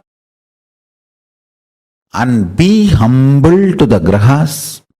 Grahas support you, protect you, liberate you from any malefic, evil, negative effects. Listen carefully. I am revealing the whole science. There are multiple powerful cognitions. Whenever you do samyama on any of the powerful cognition and manifest that powerful cognition as powers, and be humble to the grahas, means being humble to the grahas is what I call doing graha puja. Navagraha dosha santi nivarana pujas. Understand? That is the way you convey to them you are humble. Just because you are manifesting powers, powerful cognitions, you are not arrogant, you are humble. Understand? Be humble to Brahmanas. Be humble to animals. Be humble to grahas. Humbleness makes the grahas decide not to humiliate you. If you are humble, they will never humiliate you. I am so happy Paramashiva is just manifesting precisely and revealing, putting everything in the words in a precise way all of you can understand. I feel job satisfaction. Listen, many times people ask me, Swamiji, if we do samyama, what we manifest will be siddhis. Patanjali also says Vibhudipada. He gives multiple powerful cognitions and asks us to do samyama, and then this siddhis powers will manifest. And what's the difference between those siddhis and what Swamiji teaches us Shakti? What's the difference? Please understand. the system Paramashiva is sharing with you all through this body, through me.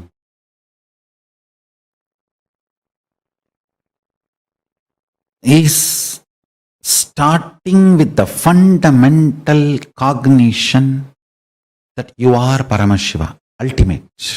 Normally, when you practice the Patanjali system, your unmanifest decides you are a man and you have to move towards God. So that is the fundamental cognition with which you develop powerful cognitions, you do pratyahara, dharana, dhyana, samadhi, samyama and manifest powers. Here, the system Paramashiva is revealing through me, the whole foundation is different. Here the foundation is you are Paramashiva. Understand? Your unmanifest recognizes that you are Paramashiva even if you have not yet manifested it. There is a complete shift in the whole foundation from where you are beginning. The beginning, starting point is not you are a man, you need to reach divine. No. You are a divine, you need to manifest divine. Understand? That is why what Paramashiva is revealing through this body and through this system, through this methodology, any samyama you do on powerful cognitions, you manifest only shaktis, powers, not siddhis. I'll give you experiential understanding. Pratyaksha pramana. Understand? If you are feeling that your unmanifest is in love with me, centered on me, be very clear.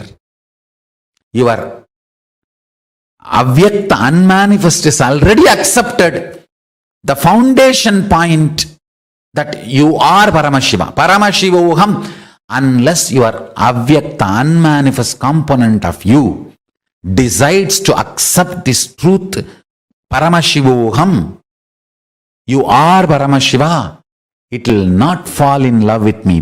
Please be informed. Every day before morning puja, whatever people may tell about you, whatever Swamiji, right or wrong, but I am in love with you. Be very clear. You are centered on the truth Nithyananda Paramashivoham, and the powerful cognition you manifest will be only Shakti, powers, not Siddhis.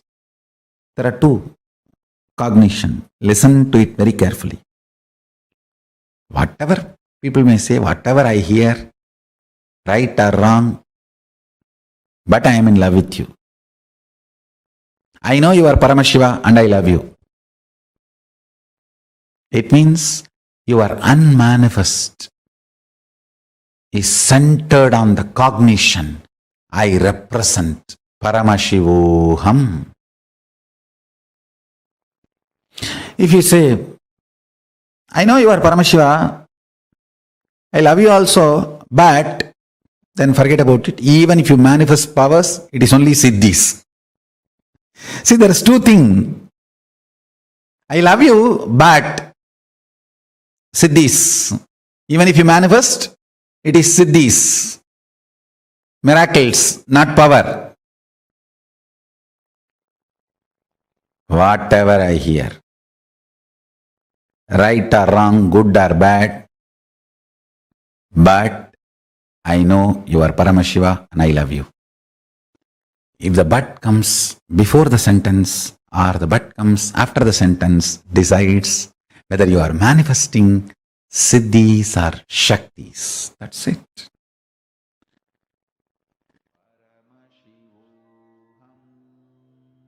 Swamiji summed it up so beautifully for us.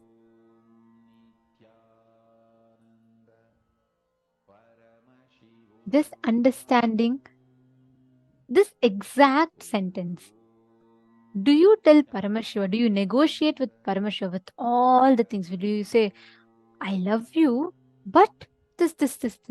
Or are you going to declare to Paramashiva himself who has come down, whatever might be there, Swamiji, but I love you? That decides whether you manifest the Shaktis, all the legacy of the cosmos, or Siddhis, miraculous and miracles happening in a very haphazard manner, not in a very not whenever you want. Continuously, whenever you vibrate, reverberate with the universal thought current, whenever you're tuned into the space of oneness with the universe, you manifest that highest cosmic frequency in you. Today, every one of you that are here, we're all going to be receiving this initiation. We are going to be receiving this very powerful initiation where Swamiji will be removing all the malefic effects of planets, the planetary positions in our inner space. And he will be bestowing us with that ultimate completion and the space of manifesting oneness with the whole universal thought current. Today, we're having the darshans of Lingodbhava Murti, Linga Murti, Mukhalinga Murti, and Lagulishwara Murti forms of Paramashiva. This Lingodbhava Murti form of Paramashiva represents the manifestation of the entire universe, the entire cosmos, the Big Bangs.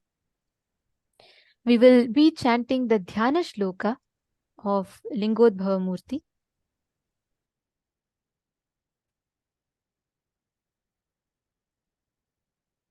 Devam garbhagrihasya manakalite linge jata shekharam katya satkaram varam cha dadhatam krishnam mrigam cha bhayam savyetankam mamahe padamakutam brahmachutabhyam yutam ऊर्ध्वाधस्थितहं सकोलममलं लिङ्गोद्भवं भावये. This form of Paramashiva as Lingodbhava Murti, without the beginning, without the end, he manifests as that supernal effulgence. Like Swamiji beautifully told in the session we all were listening to, where Swamiji was describing the happening of Lingodbhava. Swamiji said, just the happening of Lingodbhava is where Paramashiva declares conscious supremacy, conscious sovereignty. Whatever happens, being consciously sovereign, owning, reclaiming your conscious sovereignty is what Bhagavan Lingodbhava represents. In his manifestation as Adimudi Kana the Annamalayar, where neither the beginning nor the end is shown, he happens to show the whole world the ultimate manifestation of the cosmos. For thousands of years, Hindu scriptures have been able to comprehend the cosmological phenomena beyond any logical explanations. We've seen how we've been learning about how every single cosmic event has been documented in Hinduism, including Big Bang, black holes, manifesting simultaneously, spontaneously, and synergetically. In Skanda Mahapurana, Paramashiva, in a very detailed way, reveals how the Linga is everything, and therefore the whole universe has originated from it. The Linga is without the beginning and end, and it is the eternal Brahman. And true to this, we have seen now in recent studies how the Big Bang was the one that was the starting point of the whole universe being created. Our scriptures, right? Our ancestors were so intelligent. We have documented every single thing scientifically. Nothing of what you see is put just it's not just put out there. Whether the manifestation of Linga, the Lingodbhava, the happening of the big bangs, or the black holes, manifesting the Panchakrityas, every single thing has very, very scientifically, precisely been documented by our rishis, the Siddha Purushas, who were able to reverberate, who were able to understand the cosmic frequencies. They were able to understand the secrets of the universe.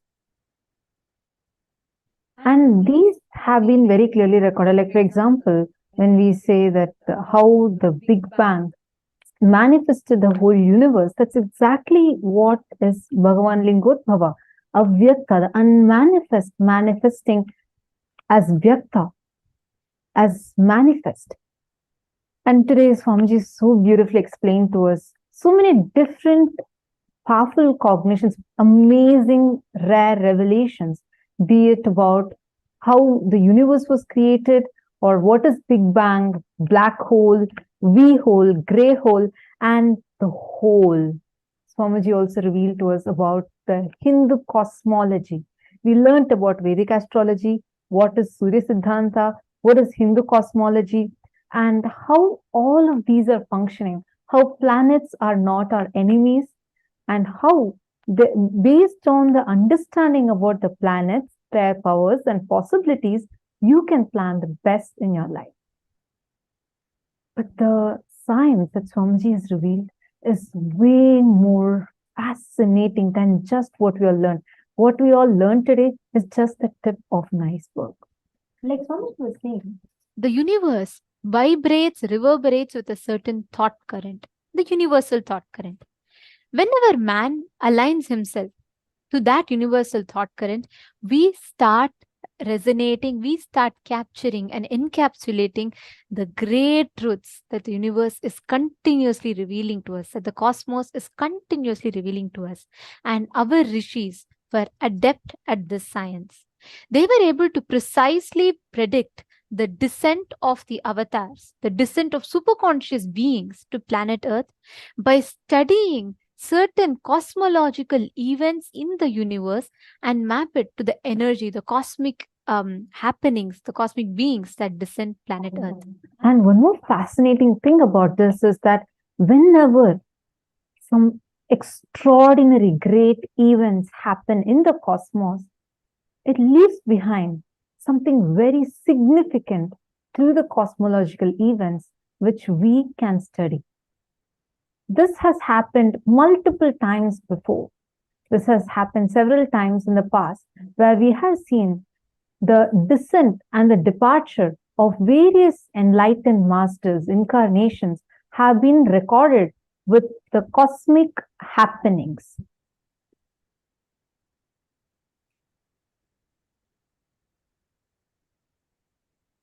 For example, upon the Mahasamadhi of Bhagavan Sri Ramana Maharishi in 1950, thousands were a witness to an illuminous meteor traveling across the sky.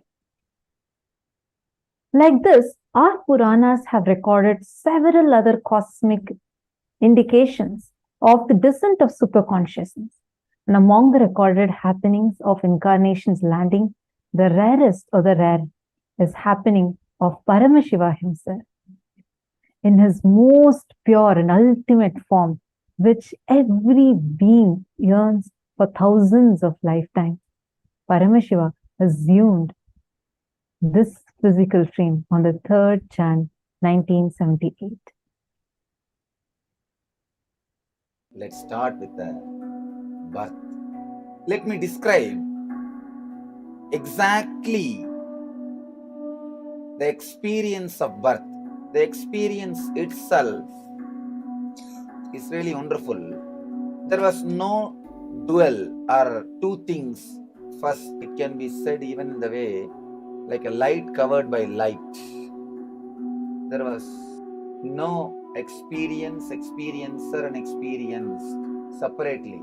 There was only one consciousness, which is intelligent, which is alive, and which is enjoying itself. First, it was just the Satchidananda, nothing else. I was conscious, I was alive, and I know I was alive, and I was just enjoying that I am alive. I exist. Suddenly, in a very vague way, one small light, please understand, I am explaining frame by frame what happened during my birth. The first frame was a light in somewhere around South India, southern India. But I do not know at that moment it was Arunachala or something like that. Just somewhere around southern India. That was the first scene. The next scene, like a shooting star, I was just pulled by that light. The third scene in my consciousness was the Arunachala. By now, I know I have already taken the body.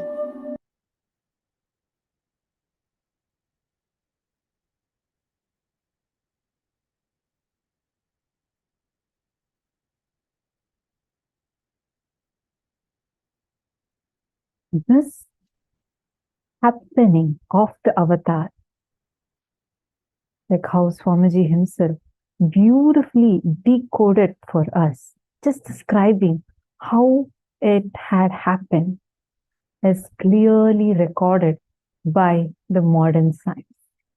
The descent of a superconscious being such as Paramashiva himself, when he landed on planet Earth, there was a very powerful cosmic event that happened, which has been clearly recorded by modern day science.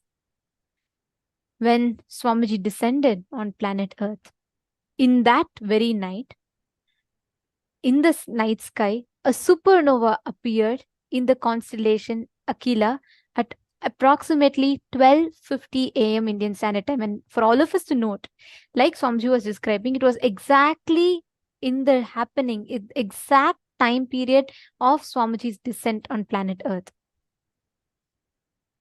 In the universe, about 10 million light years away from Earth, the thermonuclear explosion of the white dwarf star caused a giant, huge supernova to happen. One of the brightest supernovas ever observed, with an absolute peak magnitude of minus 19.5, which means this supernova was visible even to the naked eye on planet Earth. Even people normally living in planet Earth could see this giant supernova, the cosmic happening. This was the exact time that the avatar, Paramashiva himself, descended in his physical form as our beloved Swamiji. And this supernova has been given the name SN 1978A by astrophysicists. And this supernova was visible in the night sky from the 3rd of January to the 7th of January. And it took more than 9 months for the SN 1978A to reach only its minimum brightness, which still was extremely bright. The descent of the avatar was responded to by the cosmos with such a grand cosmic happening. Every time a superconscious being descends, the universe, the cosmos recreates, reciprocates, and records the happening with unique, powerful cosmic events. This particular supernova was visible for so many months, even after right after Swamiji's descent. It took so much time. It happened with such an energy, the explosion. Please understand what a great civilization we are. Our rishis have been able to precisely mark exactly what is the time and when every being lands, how exactly the impact, the cosmic events are happening. When Swamiji descended in his human body, he has left behind such a powerful trace. This supernova even reached the planet Earth through the cosmic radiation, and it produced a shock wave of rocketing high energy particles which traveled close to the speed of light. This undeniable mark left in the night sky, where literally when, as Swamiji described in his own words, how he descended, how it was light covered by light, and how that small light entered into Tiruvannamalai. It was recorded like physically, people could see it with their naked eyes. And this explosion, the supernova explosion, the impact of this supernova was recorded to bring one of the most positive impacts for the planet Earth for till the foreseeable future. The supernova's cosmic radiation can increase the resistance to disease, reduce the risk of cancer.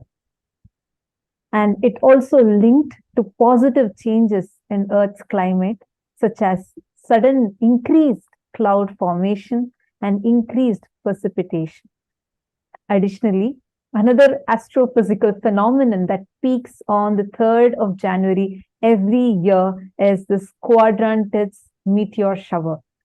This meteor shower is a significant cosmic event that could even signify the descent of hundreds of enlightened beings, the gods, goddesses that are landing on every single Jayanti of Swamiji to celebrate Swamiji's Jayanti. Today, the form that all of us are going to be receiving the darshan of is this very form. Paramashiva, thousands of years ago, when he appeared as the huge shaft of light, Lingodbhava, so beautifully Swamiji narrated the entire story for us. How Paramashiva gave a threefold promise that in 3 forms, he will be continuously available for the whole universe to enjoy and celebrate him again and again. Remember his Leela of manifesting as Lingodbhava and worship him. First form being the Arunachala hill, the very birthplace of Swamiji. Second one being the Arunachaleshwara Linga, the deity of Arunachala, the Arunachaleshwara temple. Third being coming in the physical frame, the physical embodied form, descending down as a living avatar. And that is what he has done once again for all of us. And today, he is going to be radiating that very beautiful, graceful, majestic form of Bhagavan Lingodbhava, showering us all with that extreme auspiciousness. What Swamiji had left behind in this night sky with an undeniable trace, clearly, which is repeating every single time. On the 3rd of Jan, in every single year since the time Swamiji descended. Today, that powerful experience is going to be experienced by each one of us. And we all are going to receive the blessings of this auspicious form of Bhagavan Lingodbhava Murti. And this, I would also like to answer Ma Hongzu's question here. So she has asked, Swamiji exists as universal energy, then why do we call it as a descent? See, Ma, the very word avatar, you've asked, like, isn't Swamiji already existing in planet Earth in his cosmic form? So why are we mentioning this particular thing as a descent? The ultimate consciousness, the Brahman, the cosmos, whatever word we use it, right? That Paramashiva in his formlessness, he exists eternally everywhere. But the very word avatar comes from a beautiful Sanskrit word called avatarati. Iti avatar means the one who descends is an avatar. Basically, that formlessness, when it assumes a form to uplift the entire human consciousness, the entire universal consciousness to the next level, to give a breakthrough, is called an avatar. So Swamiji, from his formlessness, assumed the physical body on the 3rd of January 1978. So that is why we say that is the avatar. That is when Swamiji descended to planet Earth in his physical form, in his human form. Every time, whenever the whole human consciousness goes through a collective depression, whenever it goes through a low frequency, a low thought current, or at all those times, we attract collectively, the consciousness attracts the highest energy, the highest superconscious manifestation. Paramashiva himself descends each of those times as an avatar. And he raises the human consciousness to the next level. He takes all of us to the next level of breakthrough. How are each of you feeling now?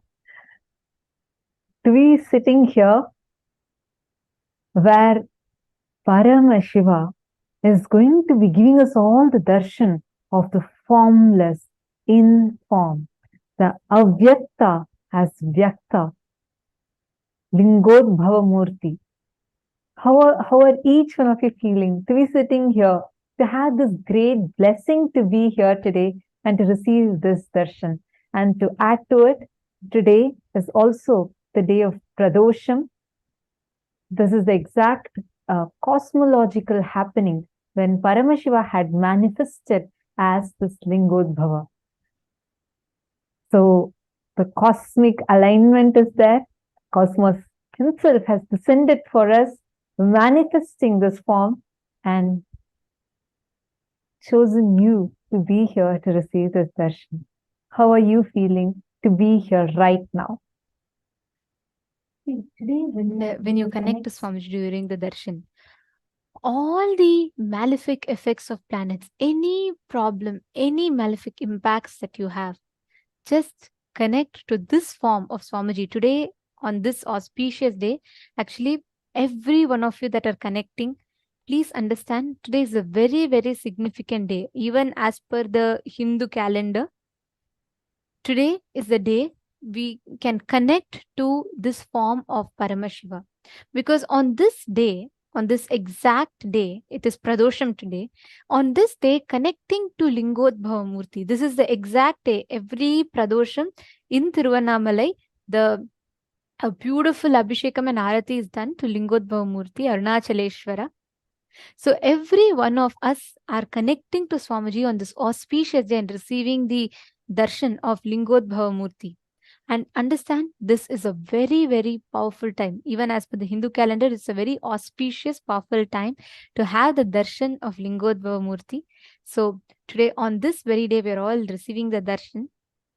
I request all the participants to please come and settle. Please settle down in front of the camera. Let us all prepare ourselves to receive this darshan. This powerful darshan, when you connect to Swamiji, any malefic effects of planets, whether your astronomical time is not correct, or there is some time period you're having, the Shani Dasha, anything that you're having, today when you connect to Swamiji, just pray. Guru, like Swamiji was revealing in the Navagrahas Surya Siddhanta session, just by the grace of Guru, when we are connected to a Guru, no planets can have any impacts on us. And we will be able to use any planetary position for our greatest benefit, to add more to our purpose in life. So we are here at the right time and in the right day, learning the best things. Today we have learned some of the most profound things, isn't it? Right from Surya Siddhanta, understanding about Vedic Astrology, Jyotisha, and what is the macrocosm and microcosm, what is universe. We learned about Big Bang, black hole, and V hole, grey hole, and hole, the Panchakrityas of the universe and how it corresponds to our individual journey. We have learned some of the most mind-boggling things today. When we connect to Lingodbhava Murti, you will actually experience each of these truths, the software. What we learned through the day is like a software. and we will experience them becoming an experience for us. Now, let us all get ready to receive the darshan of Bhagavan Lingodbhava Murti. Please sit with your head, neck and spine in a straight line. Enter into a deep meditative space and start chanting the Mahavakya.